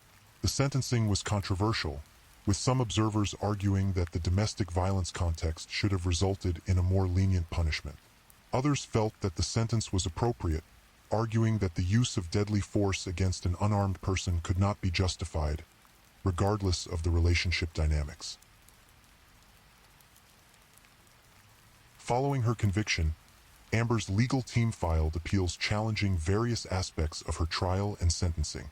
They argued that her attorney had provided inadequate representation and that the jury had not properly considered the self-defense aspects of her case. These appeals would prove significant in retrospect, as troubling information emerged about Amber's defense attorney, Jason Corns. It was revealed that Corns had little experience in criminal defense when he took on Amber's case, and that Amber had chosen him primarily because he was a family friend rather than because of his legal expertise. Even more damaging was the revelation that, years after Amber's trial, Corns would surrender his law license after being accused of defrauding an elderly client of $1.4 million. This raised serious questions about the quality of representation Amber had received during her murder trial. Amber later told Dr. Phil in a television interview that her parents had urged her multiple times to fire Corns during her legal proceedings, but she had trusted him because of their family relationship. This decision would prove to have tragic consequences. Despite these issues with her representation, Amber's appeals were unsuccessful. She remained in prison at the Mabel Bassett Correctional Facility in Oklahoma, serving her 25-year sentence for second-degree murder. Amber's time in prison was reportedly difficult, marked by disciplinary issues and struggles with mental health. Starting in 2013, she was accused of various infractions, including indecent exposure, and she reportedly failed drug tests while incarcerated.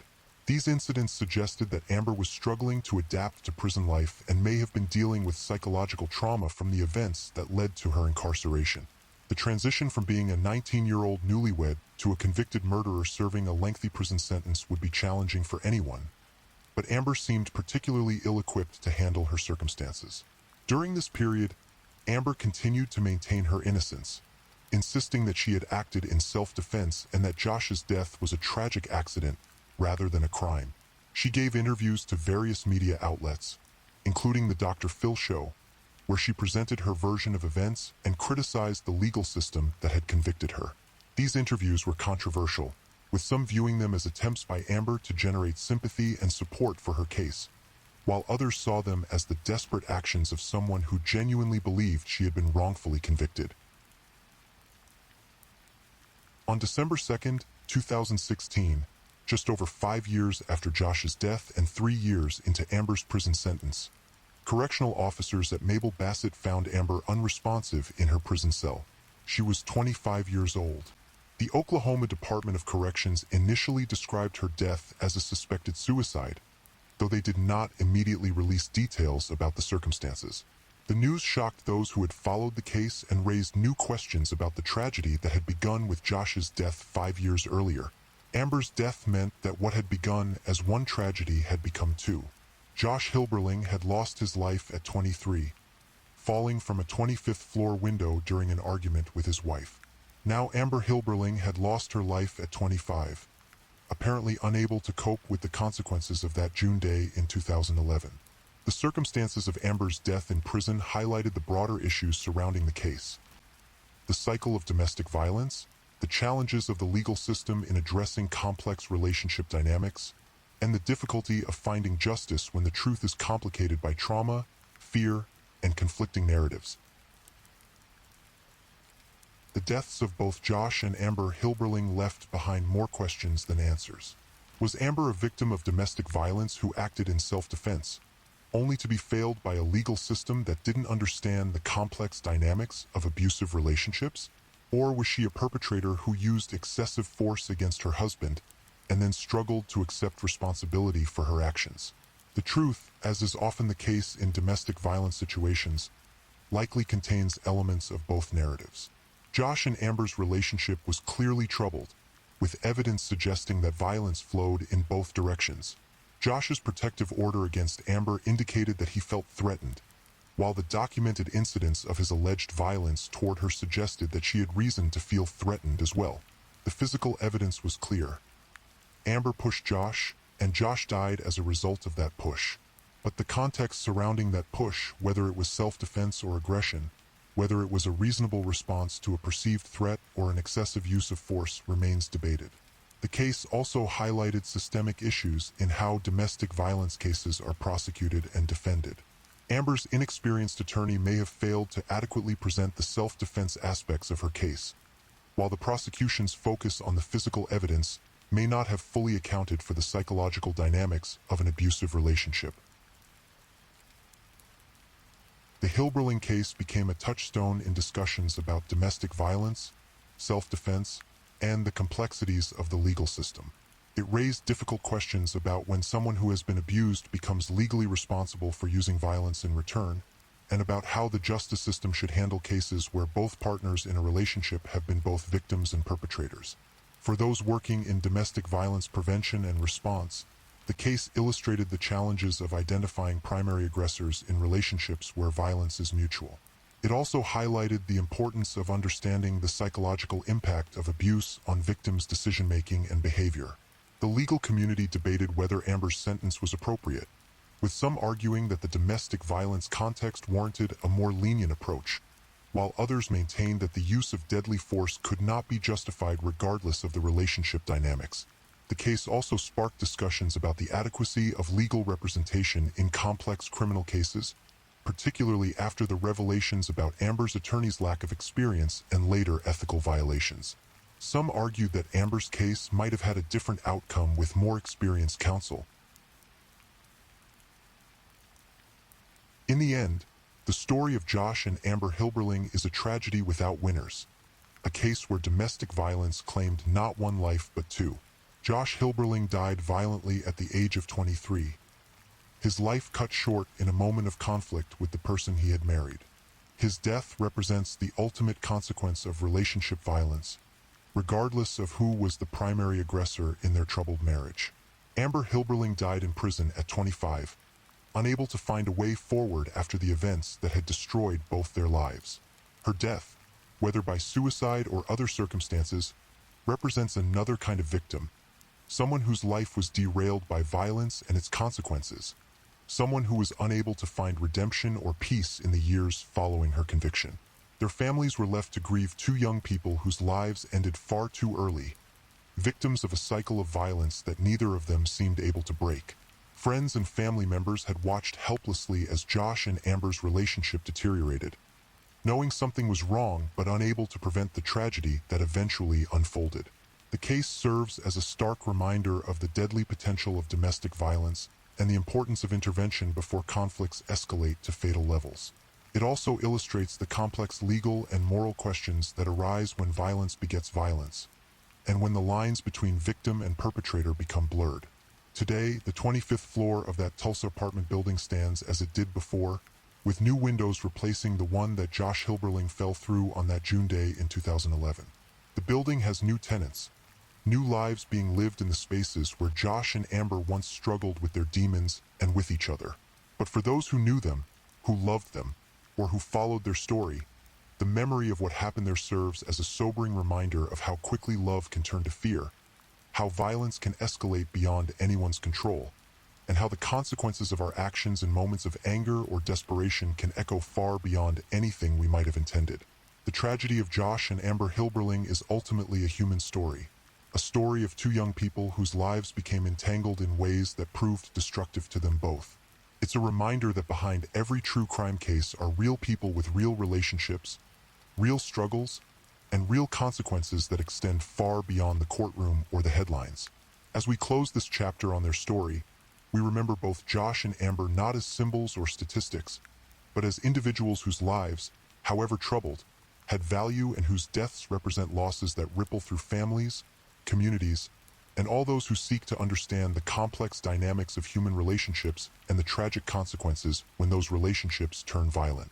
Their story stands as both a warning and a call to action, a reminder that domestic violence can affect anyone, regardless of age, background, or circumstance, and that intervention, support, and understanding are crucial tools in preventing such tragedies from occurring in the future. The case of Josh and Amber Hilberling reminds us that truth in human relationships is rarely simple, that violence often breeds more violence, and that some stories end not with justice or closure, but with loss that touches everyone involved. In our next episode, we'll explore another case that challenges our understanding of crime, punishment, and the complex factors that can lead ordinary people down extraordinary dark paths. Please, I'm just putting it out there. If you're still awake and listening, drop a comment. Let me know where you're tuning in from, the time in your part of the world, or just say something to let me know you're still with me. And of course, if you haven't already, like this video and subscribe so you don't miss the next true crime story for sleep. Now, let's move on to our fourth story.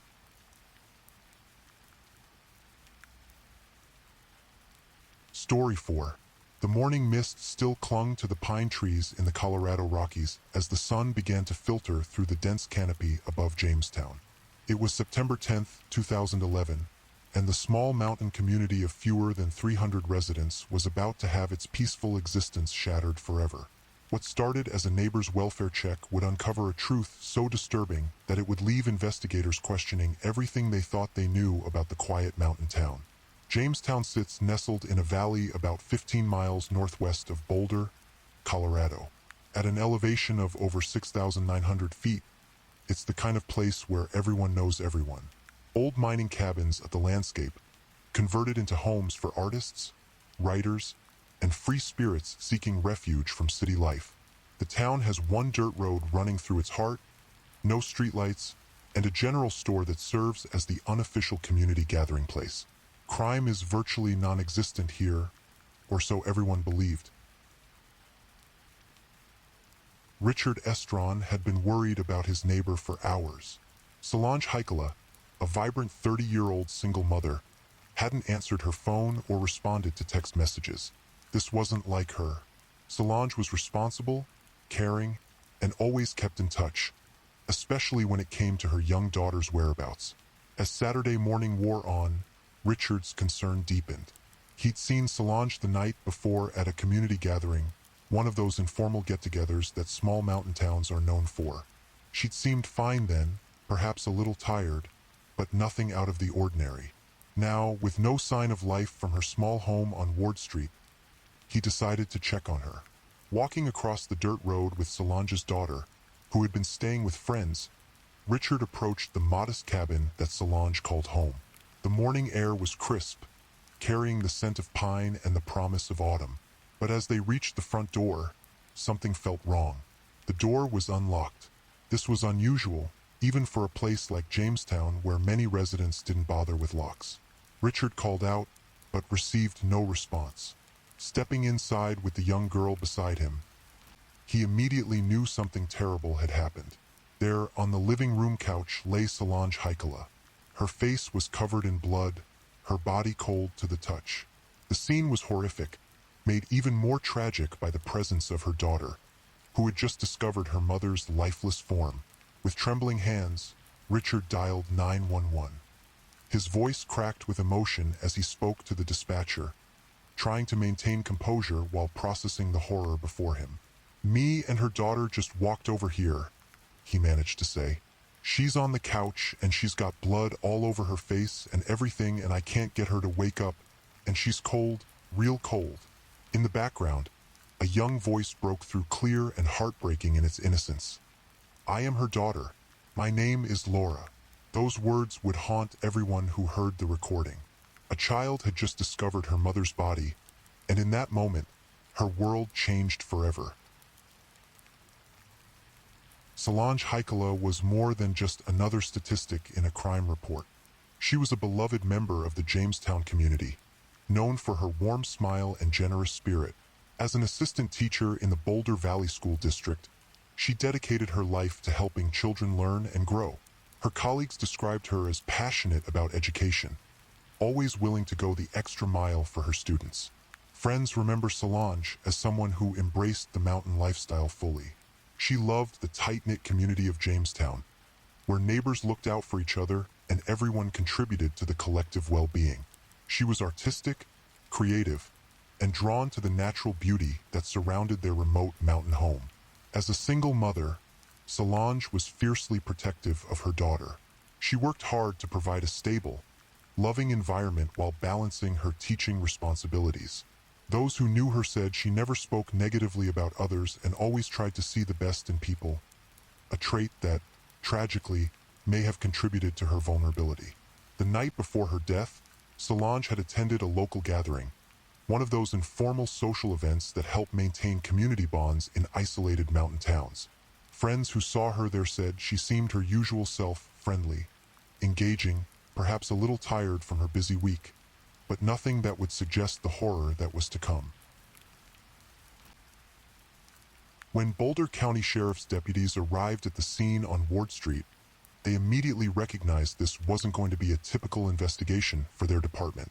Commander James Carlson, a veteran investigator, coordinated the initial response.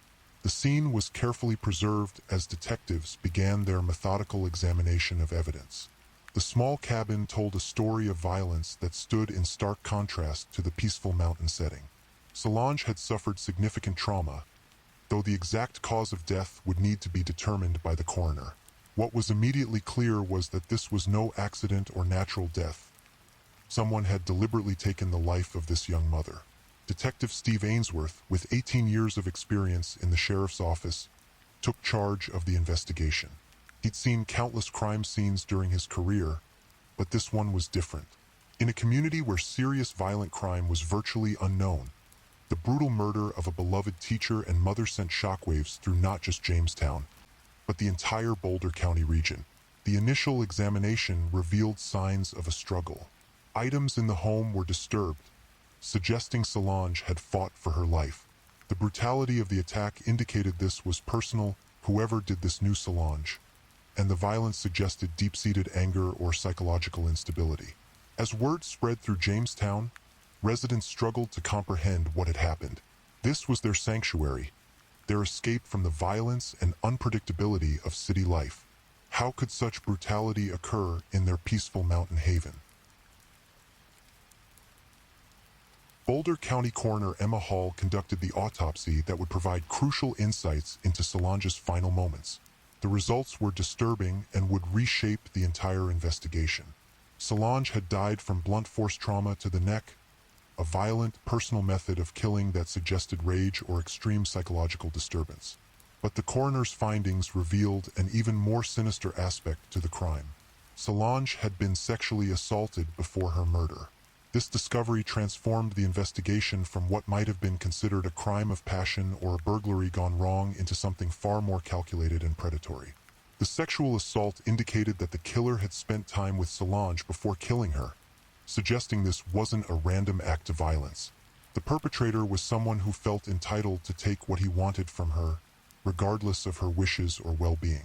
The combination of sexual assault and murder painted a picture of a deeply disturbed individual with complete disregard for human life and dignity. DNA evidence was collected from Solange's body, though it would take time to process and analyze.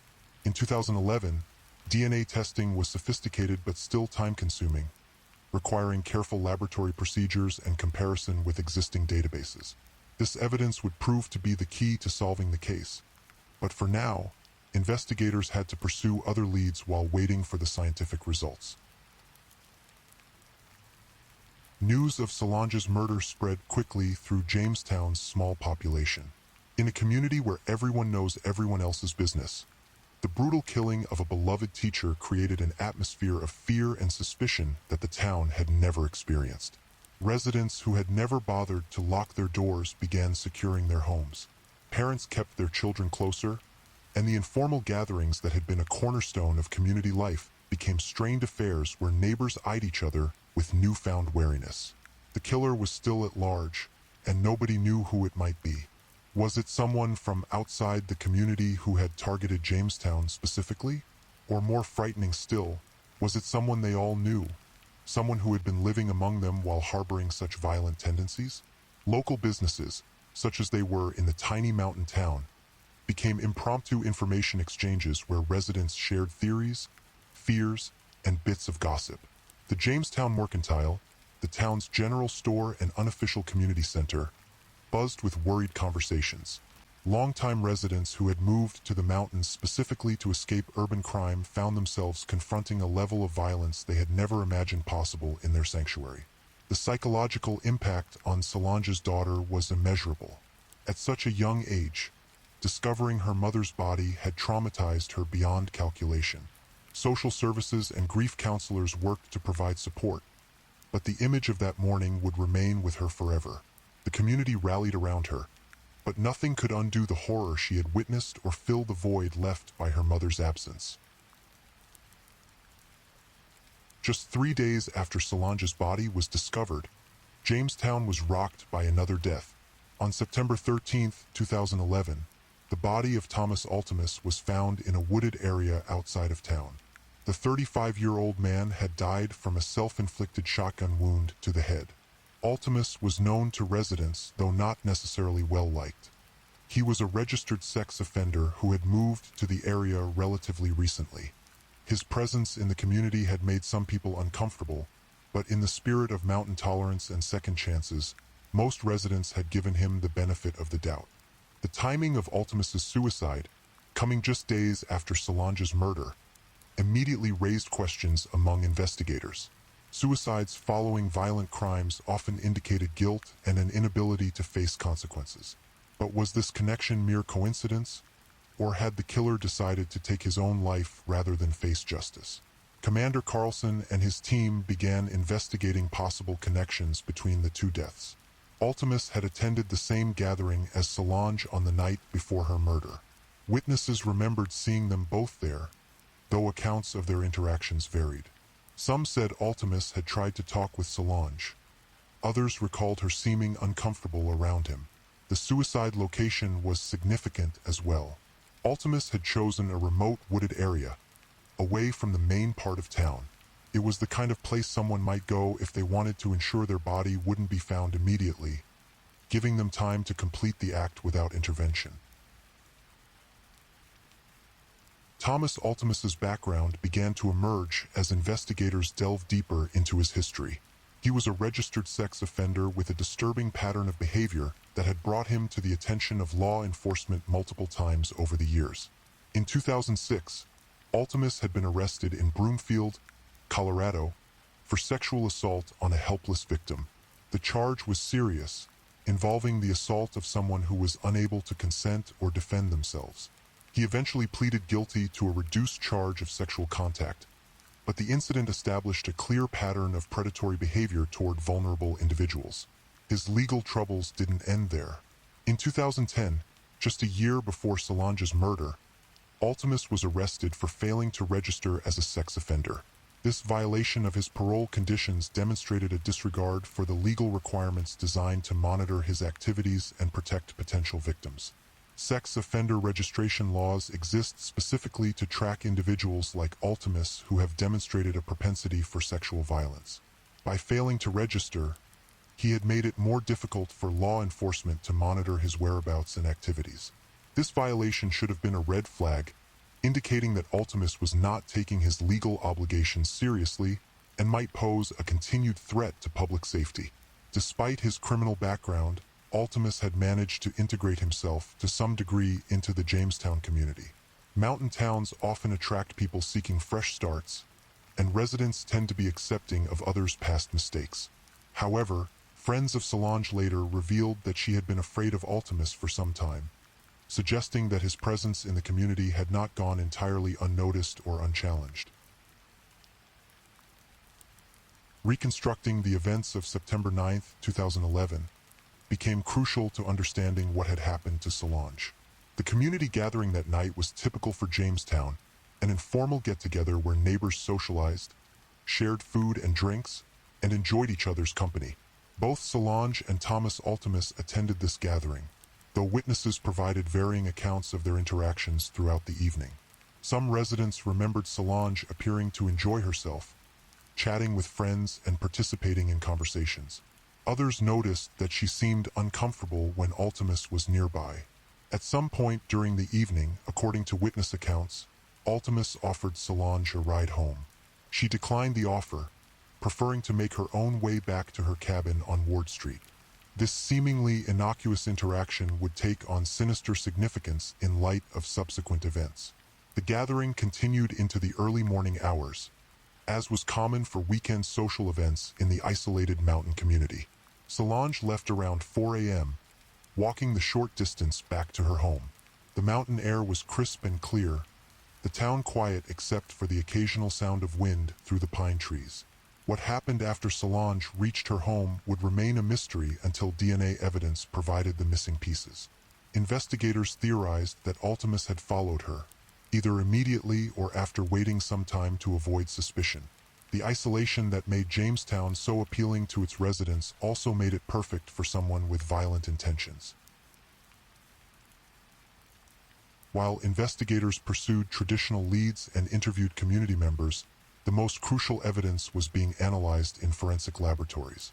DNA evidence collected from Solange's body during the autopsy would ultimately provide the definitive proof needed to solve the case. The process was meticulous and time-consuming.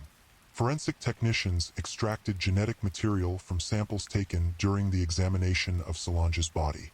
This DNA was then processed and prepared for comparison against law enforcement databases containing genetic profiles of known offenders. In cases involving sexual assault, DNA evidence often provides irrefutable proof of the perpetrator's identity. Unlike eyewitness testimony, which can be unreliable or contradictory, genetic evidence doesn't lie. When processed correctly and compared against appropriate databases, DNA can identify a suspect with near-absolute certainty. The analysis revealed genetic material that didn't belong to Solange. This foreign DNA was consistent with evidence of sexual assault and provided investigators with a genetic fingerprint of the killer.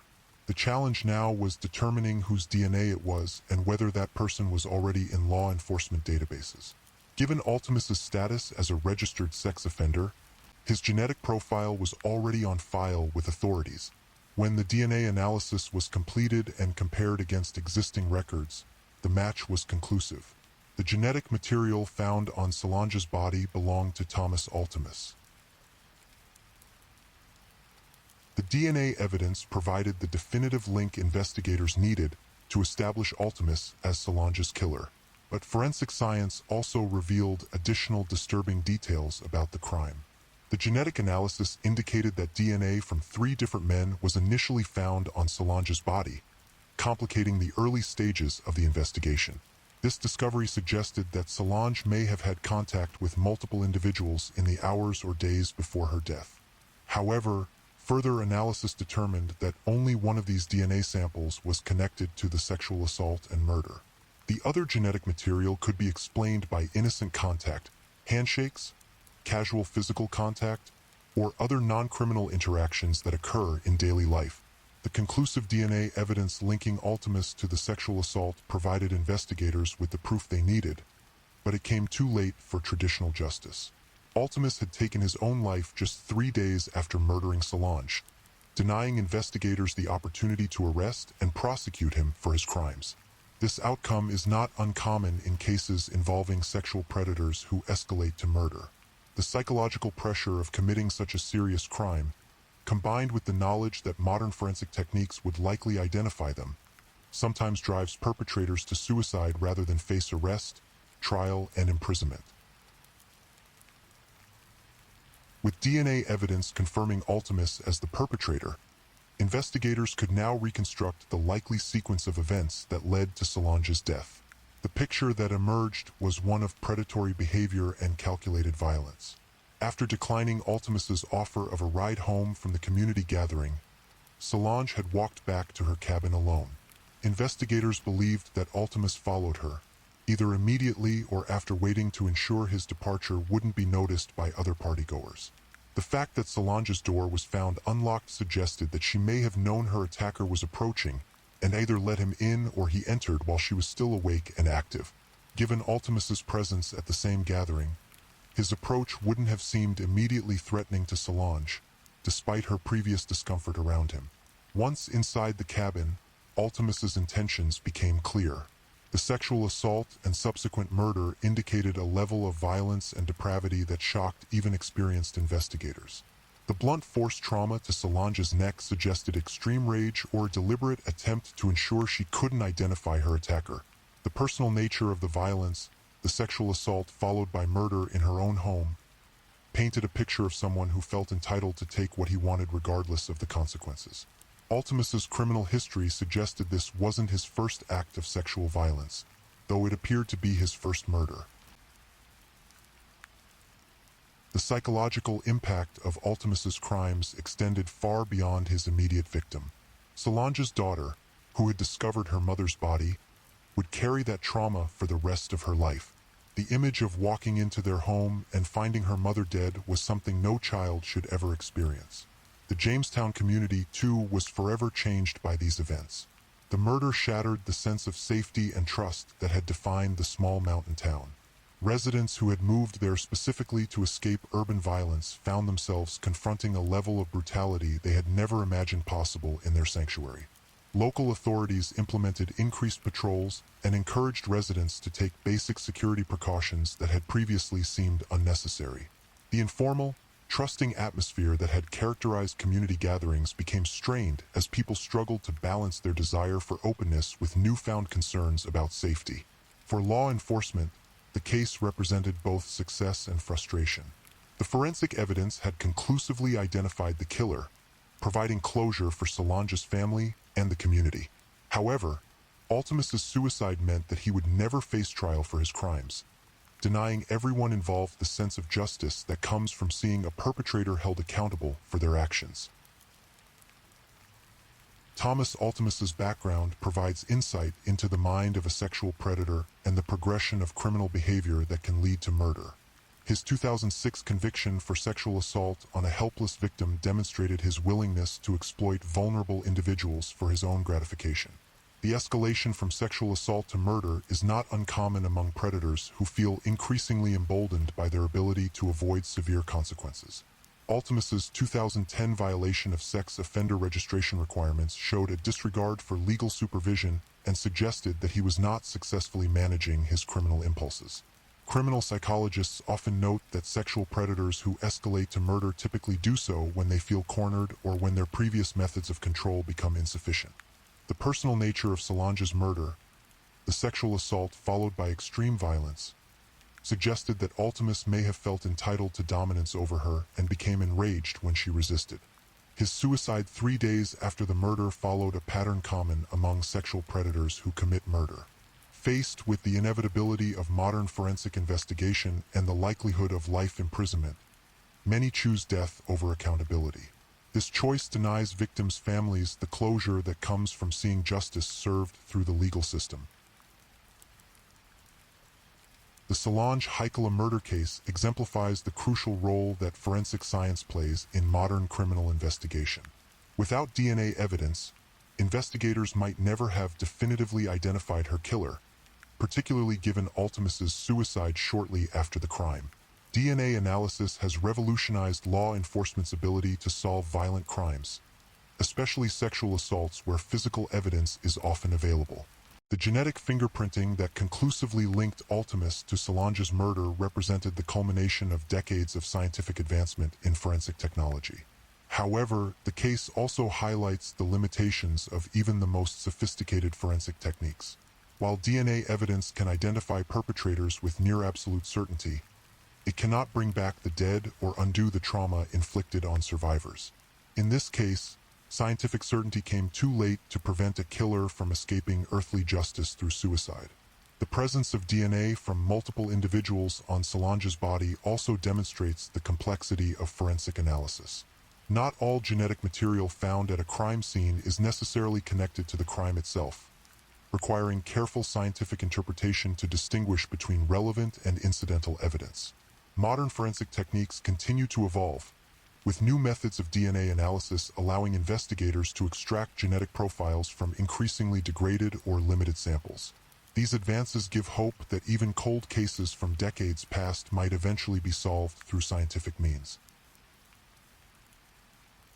The shocking nature of Solange Heikela's murder and the subsequent revelation of Ultimus as the perpetrator eventually attracted media attention beyond the local Colorado news outlets that initially covered the story. The case embodied many elements that fascinate true crime audiences: a peaceful small-town setting, a beloved victim, and a registered sex offender whose escalating criminal behavior culminated in murder. In 2019, the case was featured in an episode titled Murder on the Mountain from the television series Secrets of the Morgue. This documentary treatment brought national attention to Solange's story and highlighted the crucial role that DNA evidence played in solving the case. The documentary format allowed for a more detailed exploration of the forensic science involved in identifying Ultimus as the killer.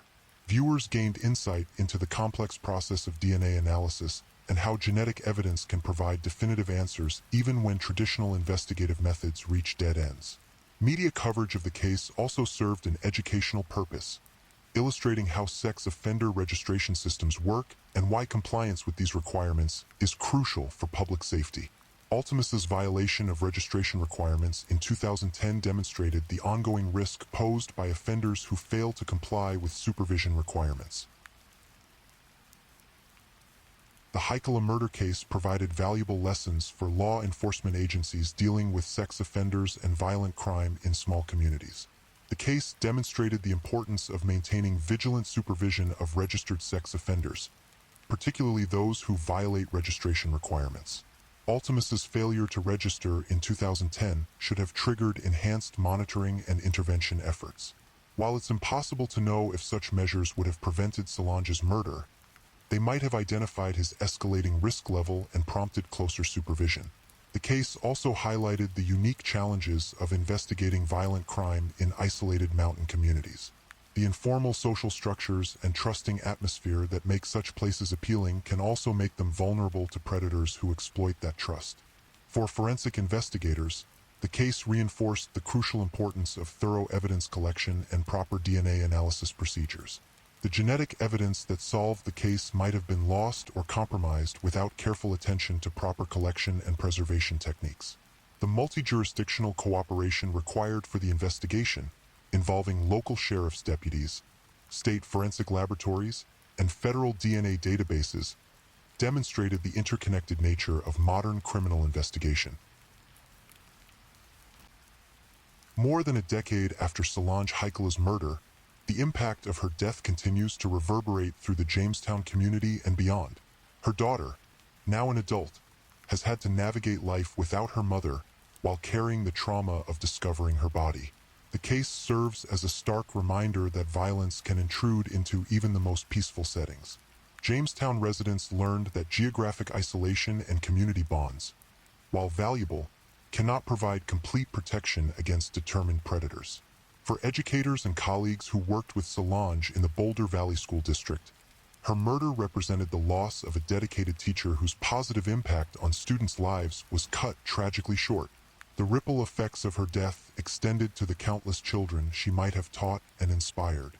The case continues to be cited in discussions about sex offender management and the importance of maintaining accurate registration databases. Ultimus's violation of registration requirements in 2010 serves as an example of why compliance monitoring is crucial for public safety. Law enforcement agencies nationwide have studied the case as an example of how DNA evidence can solve violent crimes, even when traditional investigative methods face obstacles. The forensic techniques used to identify Ultimus continue to evolve, offering hope for solving other cold cases involving sexual violence. As we reflect on the tragic events that unfolded in Jamestown during those dark September days of 2011, it's important to remember that at the center of the story was a real person whose life was cut short by senseless violence. Solange Heikela was more than just a victim. She was a dedicated teacher, a loving mother, and a valued member of her community. The scientific precision of DNA evidence that ultimately identified her killer should not overshadow the human cost of the crime. A young woman who dedicated her life to helping children learn and grow was brutally murdered by someone who saw her only as an object for his own twisted gratification. The case serves as a reminder of the importance of supporting survivors of sexual violence and maintaining vigilant oversight of those who have demonstrated predatory behavior. While we cannot bring Solange back or undo the trauma inflicted on her daughter, we can honor her memory by working to prevent similar tragedies. The peaceful mountain community of Jamestown will never be quite the same. The innocence that once characterized this small town was shattered by one night of violence. But the community's response, coming together to support Solange's daughter and cooperating with investigators to ensure her killer was identified, demonstrates the resilience of human decency in the face of evil. Modern forensic science provided the answers that brought closure to this case, but it couldn't restore what was lost. As you drift off to sleep tonight, perhaps spare a thought for Solange Heikela, a teacher, a mother, and a human being whose story reminds us that behind every crime statistic is a real person whose life had value and meaning. In the quiet darkness of night, when the mountain mist settles over Jamestown once again, the memory of Solange lives on in the lives she touched and the students she taught. Her legacy is one of dedication to others, even as her story serves as a sobering reminder of the darkness that can lurk in unexpected places. Please, if you're still awake, let's move on to our last story.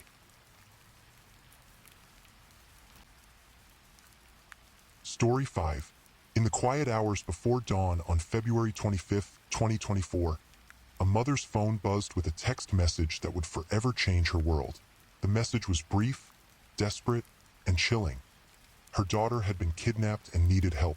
What Gail Shearer didn't know at that moment was that her 20-year-old daughter, Mahogany Jackson, was fighting for her life in what would become one of Birmingham, Alabama's most shocking and brutal crimes of the year.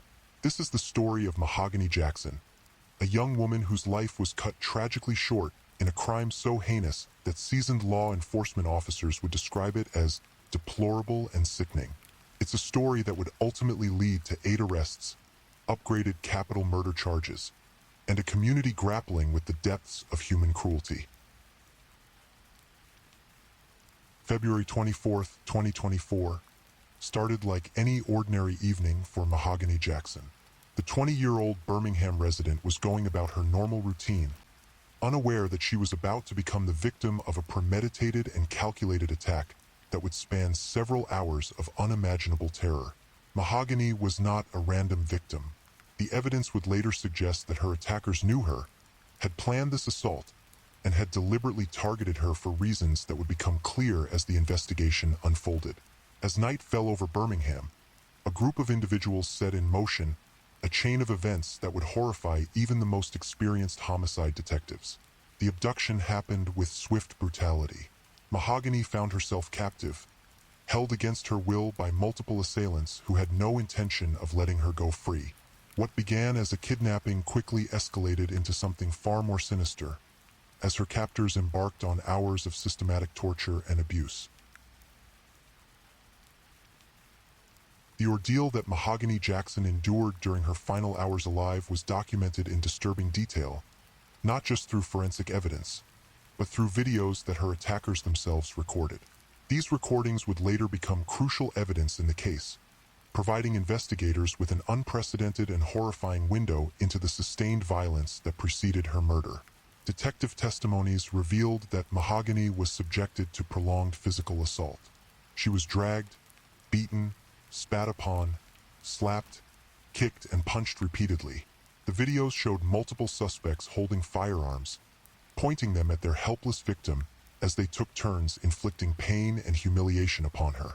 Throughout this nightmare, Mahogany was never free to leave. She was completely at the mercy of her attackers, who showed none.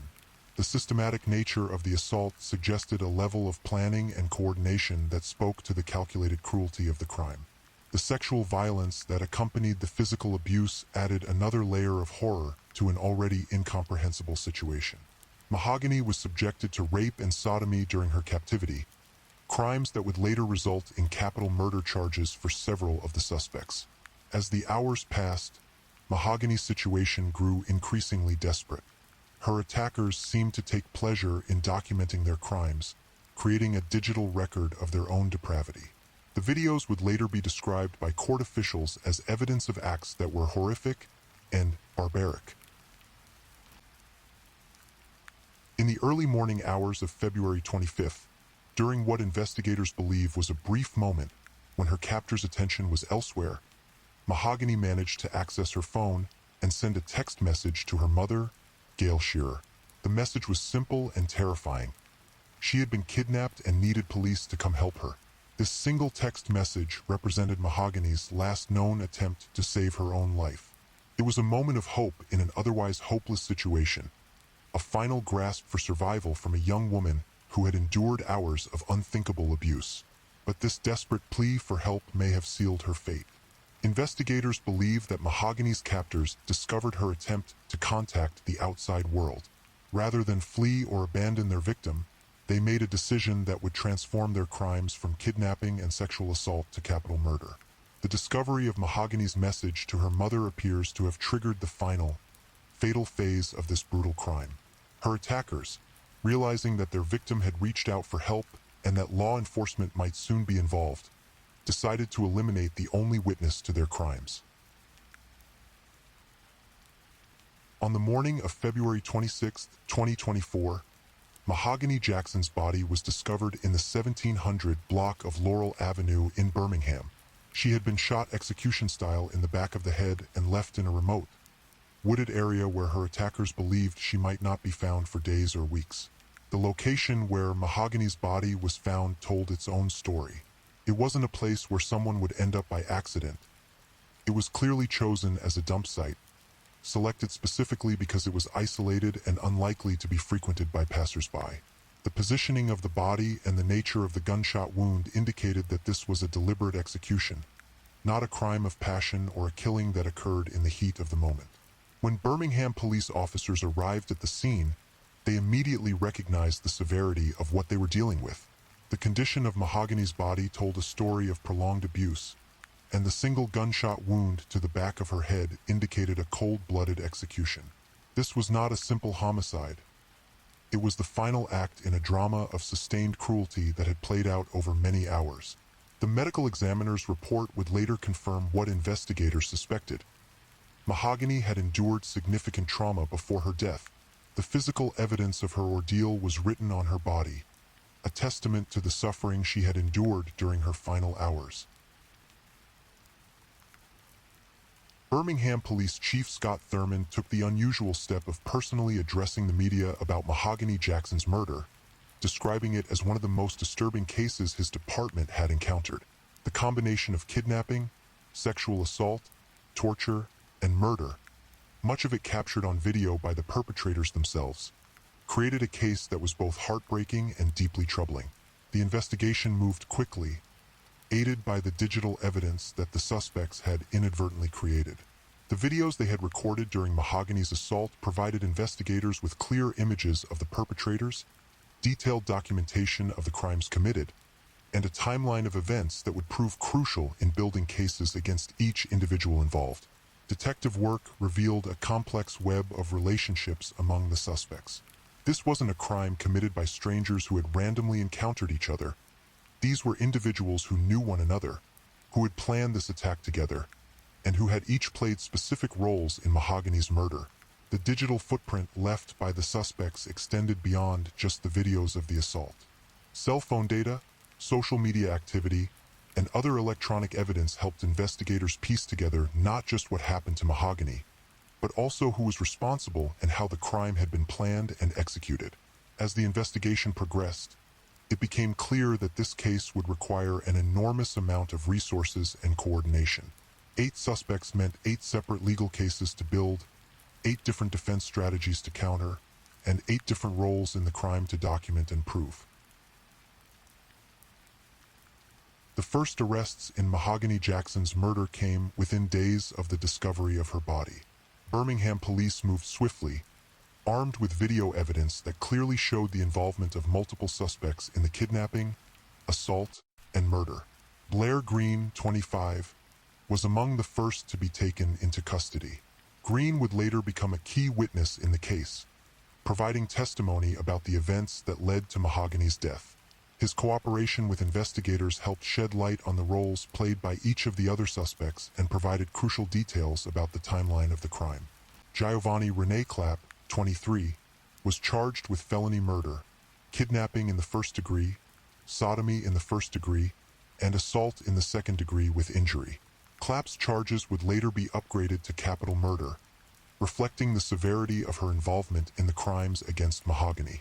Taja Lewis, 26, Sinaya Jerry McCall, 24, and Ariana Lachey Robinson, 23, were also arrested and charged with various combinations of murder, kidnapping, and sexual assault charges.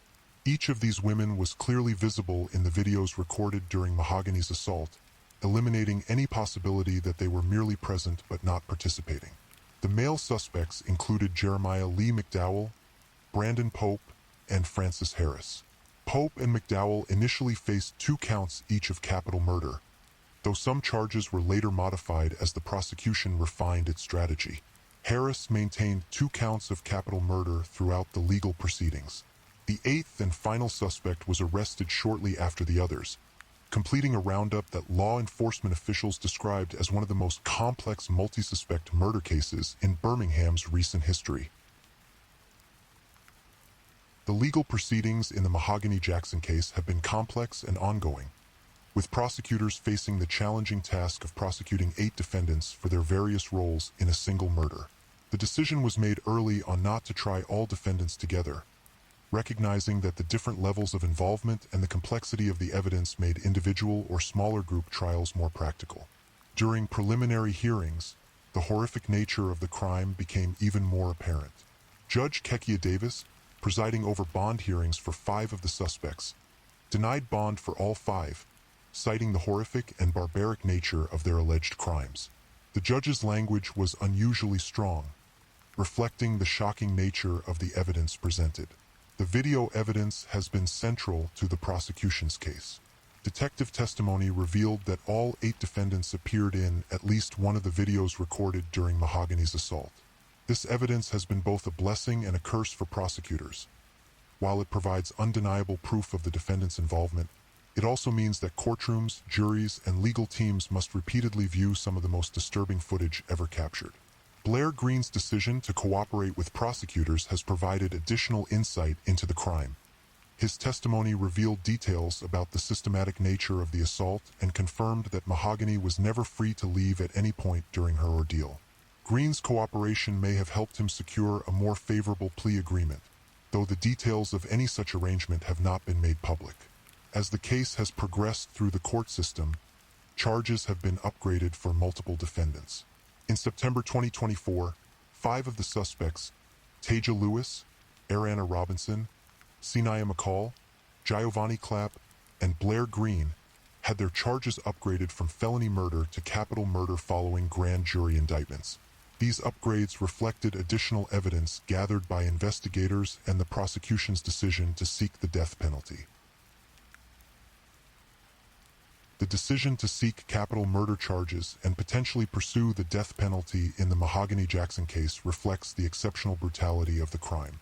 Alabama law provides for capital punishment in cases involving murder during the commission of certain other felonies, including kidnapping, rape, and robbery, all of which were present in Mahogany's murder. District attorney officials have confirmed that the death penalty remains on the table for multiple defendants in this case. The combination of premeditation, the involvement of multiple perpetrators, the sexual nature of the assault, and the particularly cruel manner in which Mahogany was tortured before being executed provides prosecutors with several potential avenues for seeking capital punishment. The decision to potentially seek death sentences for multiple defendants in a single case is relatively unusual but not unprecedented. The prosecution has indicated that they will evaluate each defendant's level of involvement individually when making final decisions about penalty phases. For the families of victims in capital cases, the death penalty process can be both a source of hope for ultimate justice and a prolonging of their trauma, as capital cases typically take years to resolve through trial and appeals. Mahogany's mother, Gail Shearer, has indicated her support for aggressive prosecution of all defendants involved in her daughter's murder. The murder of Mahogany Jackson has had a profound impact on the Birmingham community and beyond. The case has drawn attention not just locally but nationally, as the extreme nature of the crime and the fact that much of it was recorded has shocked people across the country. For Birmingham, a city that has struggled with violent crime rates, Mahogany's murder represents a particularly troubling example of the kind of violence that can shatter communities. The fact that 8 young people were involved in planning and executing such a brutal crime has raised questions about social conditions, education, and the factors that can lead individuals to commit such heinous acts. The case has also highlighted the role of social media and digital technology in both facilitating and documenting crimes. The fact that the perpetrators recorded their own criminal acts has become an unfortunately common phenomenon, as criminals seek to memorialize their actions or share them with others. In this case, their desire to document their crimes ultimately provided the evidence needed to convict them. Community leaders and activists have used Mahogany's case as an example of the need for better intervention programs, improved education about consent and violence, and stronger community support systems that might prevent such crimes from occurring in the future. Throughout all the legal proceedings and media coverage, it's important to remember that at the center of this case is Mahogany Jackson, a 20-year-old woman whose life was cut short in the most brutal way imaginable. Mahogany was someone's daughter, someone's friend, someone who had hopes and dreams and plans for the future. Her mother, Gail Shearer, has been a constant presence throughout the legal proceedings, attending hearings and advocating for justice for her daughter. Shearer has spoken about the strength it takes to sit through testimony about what happened to Mahogany, but also about her determination to see the case through to its conclusion. The family has described their pursuit of justice as a marathon, not a sprint, acknowledging that the legal process in a complex case involving 8 defendants is likely to take years to fully resolve. They have expressed appreciation for the work done by Birmingham police and prosecutors while also acknowledging the emotional toll of reliving Mahogany's murder through repeated court proceedings.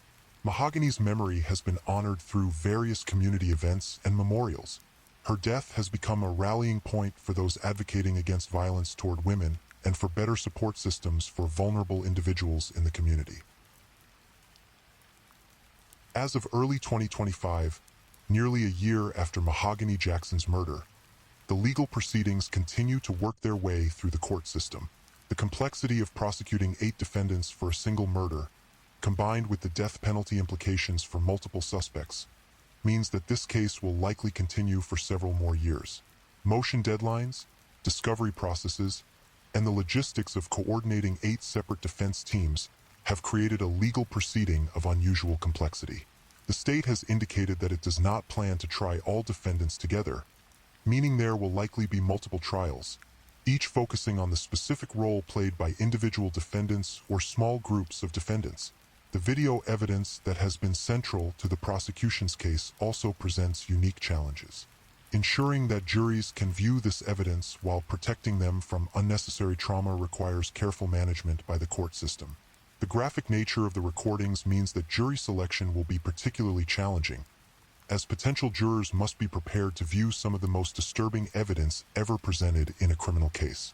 Defense attorneys for the various suspects have pursued different strategies, with some focusing on their clients' lesser roles in the crime and others questioning the admissibility or interpretation of the video evidence. The cooperation of Blair Green with prosecutors has also created divisions among the defendants, as his testimony potentially implicates the others more severely. The murder of Mahogany Jackson forces us to confront uncomfortable questions about human nature, justice, and the capacity for both good and evil that exists in our society. How do 8 individuals come together to plan and execute such a brutal crime? What factors in their lives, their community, and their relationships contributed to their willingness to torture and murder another human being? These questions don't have easy answers, and they certainly don't excuse the horrific actions taken against Mahogany. But understanding how such crimes occur is essential if we hope to prevent similar tragedies in the future. The case also raises important questions about the justice system's ability to handle complex cases involving multiple defendants and extremely disturbing evidence. How do we ensure that justice is served while also protecting the rights of all defendants? How do we present necessary evidence to juries without causing unnecessary trauma? How do we balance the family's need for closure with the defendant's rights to fair trials? The decision to seek the death penalty for multiple defendants adds another layer of complexity to these questions. While many people believe that the extreme nature of Mahogany's murder justifies the ultimate penalty, others question whether the death penalty serves any useful purpose beyond vengeance. As the legal proceedings in Mahogany Jackson's case continue, her family, the Birmingham community, and the justice system must grapple with how to move forward from such a tragic event. For Gail Shearer and other family members, the path forward involves staying engaged with the legal process while also trying to find ways to honor Mahogany's memory and prevent similar tragedies. The Birmingham Police Department has used this case as an example of the importance of thorough investigation and the value of digital evidence in modern criminal cases. The quick arrests and strong charges in this case were made possible by the video evidence left behind by the perpetrators, demonstrating how criminals' own actions can ultimately lead to their conviction. For the community, Mahogany's case has become a catalyst for discussions about violence prevention, support for victims of crime, and the social conditions that can contribute to such extreme criminal behavior. Community organizations have used her story to advocate for better education programs, improved mental health resources, and stronger social support systems. The legal system continues to wrestle with how to handle cases of this complexity and severity. The Mahogany Jackson case will likely serve as a precedent for future prosecutions involving multiple defendants, extensive video evidence, and capital punishment considerations. As this long night of storytelling draws toward its close, it's important to acknowledge that Mahogany Jackson's story doesn't really have an ending yet. The legal proceedings continue, the family continues to seek justice, and the community continues to process the trauma of such a horrific crime occurring in their midst. What we can say is that Mahogany's death was not in vain if it leads to meaningful changes in how we address violence, support victims, and prevent such crimes from occurring in the future. Her story has already led to important conversations about consent, violence against women, and the responsibilities we all share to protect vulnerable members of our community. The 8 individuals charged with her murder will eventually face the full consequences of their actions, whether through life sentences or death penalties. But no punishment can bring Mahogany back or undo the suffering she endured in her final hours. Perhaps the most fitting tribute to Mahogany Jackson's memory is the commitment by her family, law enforcement, and community members to ensure that justice is served, and that her death serves as a reminder of our collective responsibility to protect one another from such senseless violence. In the quiet moments before sleep, as we reflect on stories like Mahogany's, we're reminded of the fragility of life and the importance of treating each other with dignity and respect. We're reminded that behind every crime statistic is a real person with hopes, dreams, and people who love them. Mahogany Jackson was 20 years old when her life was ended by 8 individuals who chose cruelty over compassion, violence over humanity. Her story continues in the courtrooms of Birmingham, in the memories of those who knew and loved her, and in the ongoing efforts to build a world where such tragedies become increasingly rare. As you drift off to sleep tonight, perhaps take a moment to remember Mahogany Jackson, not just as a victim of a horrible crime, but as a young woman who deserved so much more than the fate that befell her on that February night in 2024. Her story is a reminder that every life has value, every person deserves safety and dignity, and every community has a responsibility to protect its most vulnerable members. The pursuit of justice in Mahogany's case continues, and her memory lives on in the hearts of those who refuse to let her death be forgotten or her story go untold. Thank you for listening to tonight's true crime story. Rest peacefully, knowing that another story awaits you next time, ready to accompany you on another journey toward restorative sleep. But if you're still awake, don't forget to like and subscribe so you don't miss our next true crime stories. And until next time, stay safe and take care. Good night.